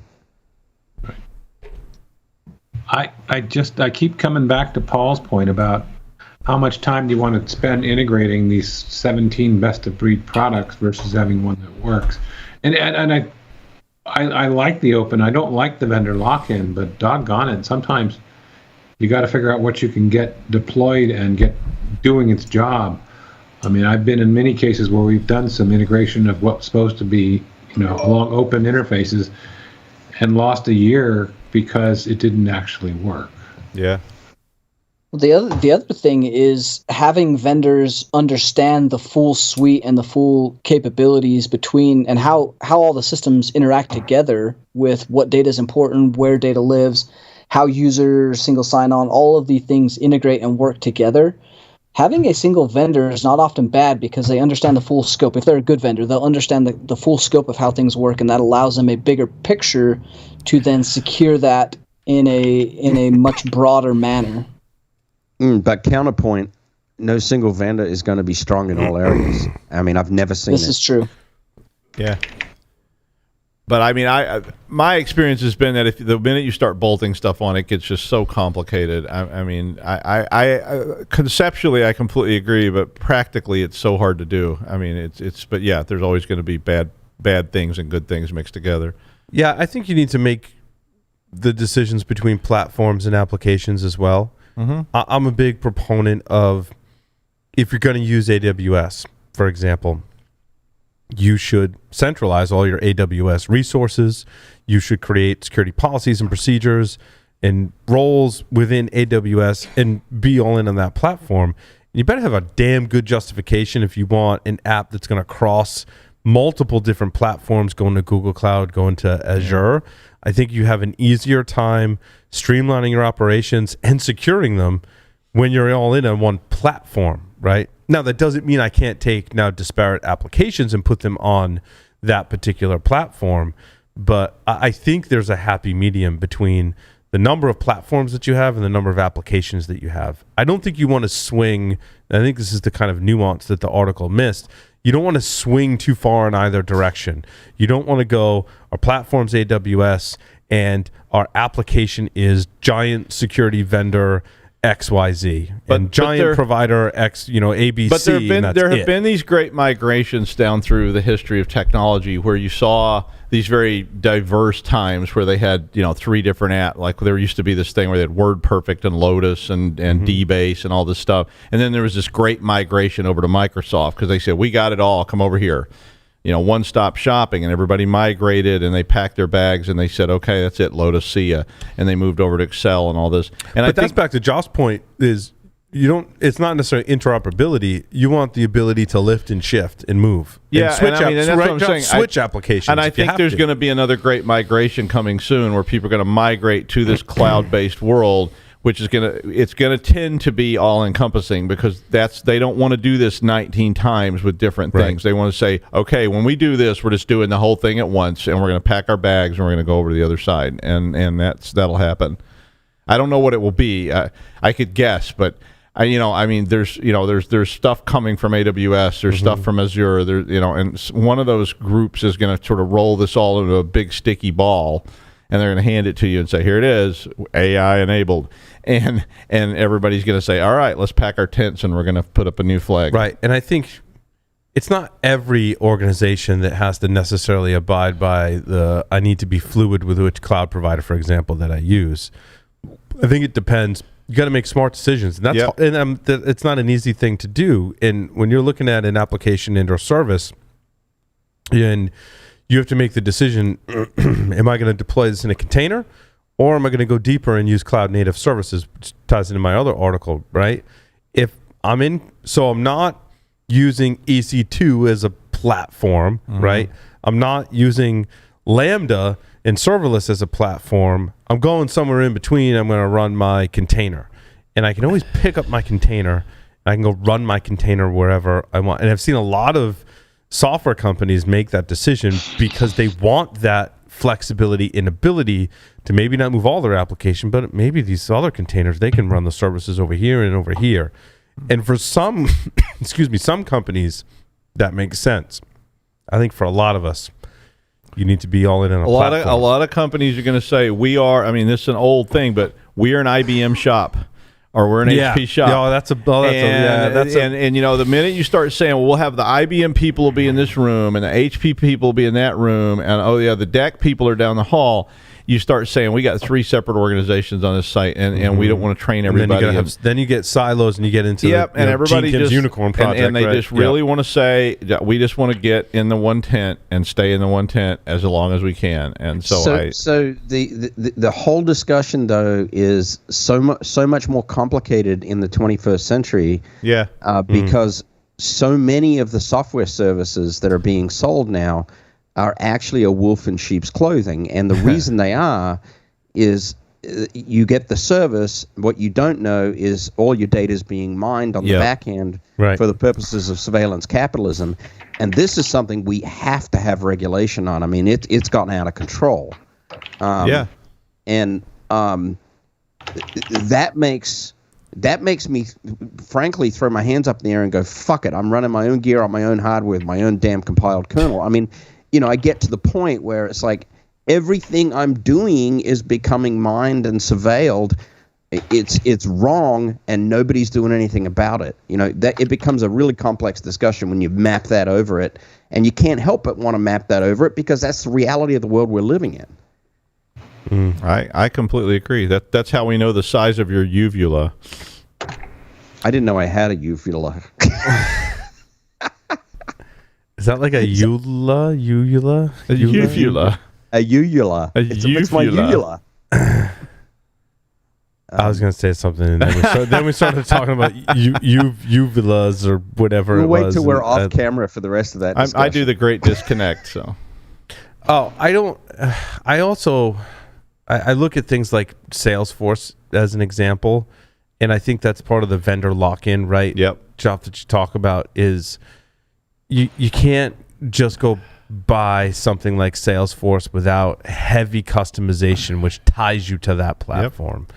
And awesome business model. It is an awesome business model. At the same time, it makes it hard to be fluid and leave and have interoperability and all those things. I mean, look at Active Directory. I mean, can you imagine trying to get in that marketplace? It's like, Jump Cloud is just I mean, they're trying, but it's really got a tough sell. Props to them. I mean, they've done some really innovative things. They did, but it's got some good marketing hard to sell. I mean, you can even bring out a better product that people are going. They're a sharp team too. I met with that team. Absolutely, but it's just so tough to get people to switch gears because they're like, we have to retrain everybody. We have to tear everything down and rebuild it.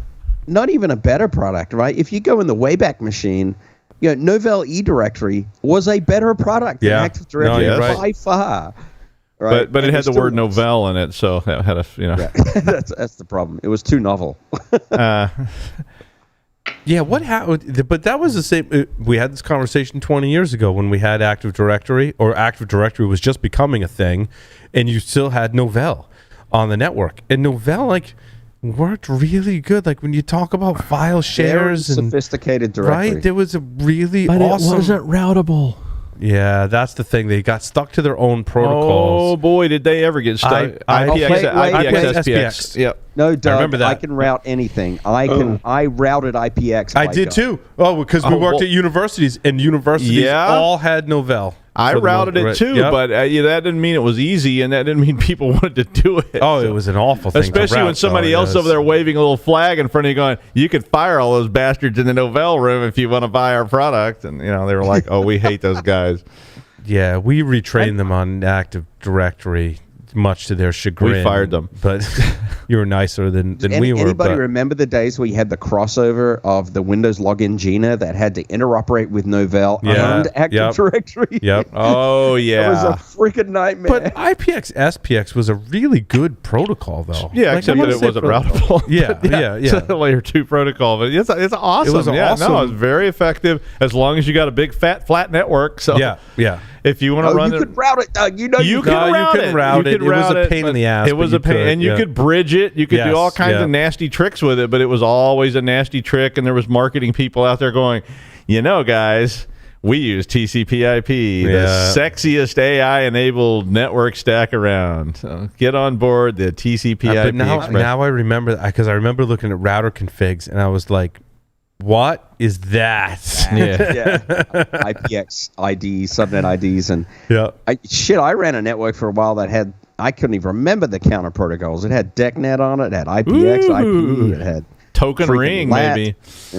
Yeah. We had a token ring network. We had DECnet. We had the thing called Music, which was a custom protocol that was written, and all those things had to, there was this sort of a smoking cesspool where they all blended together, and somebody had to tease all the threads out.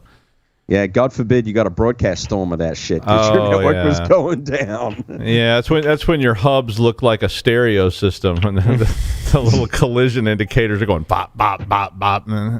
Yeah. Yummy. Good old days. Yeah, I tell you.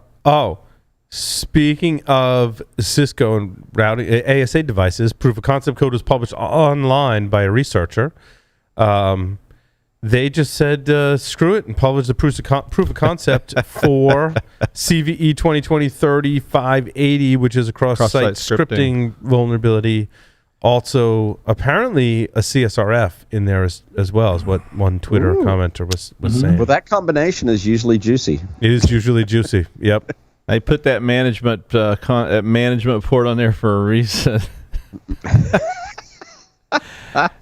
There is a thing with web management interfaces and IO. I mean, they were never really intended. No, I know they were. You're not supposed to show those things to anybody. Jeez, put on some clothes. Give me a break. Again, but there's got to be a better way to do that. Infrastructure, like I did this for years. I'm back in the university days again.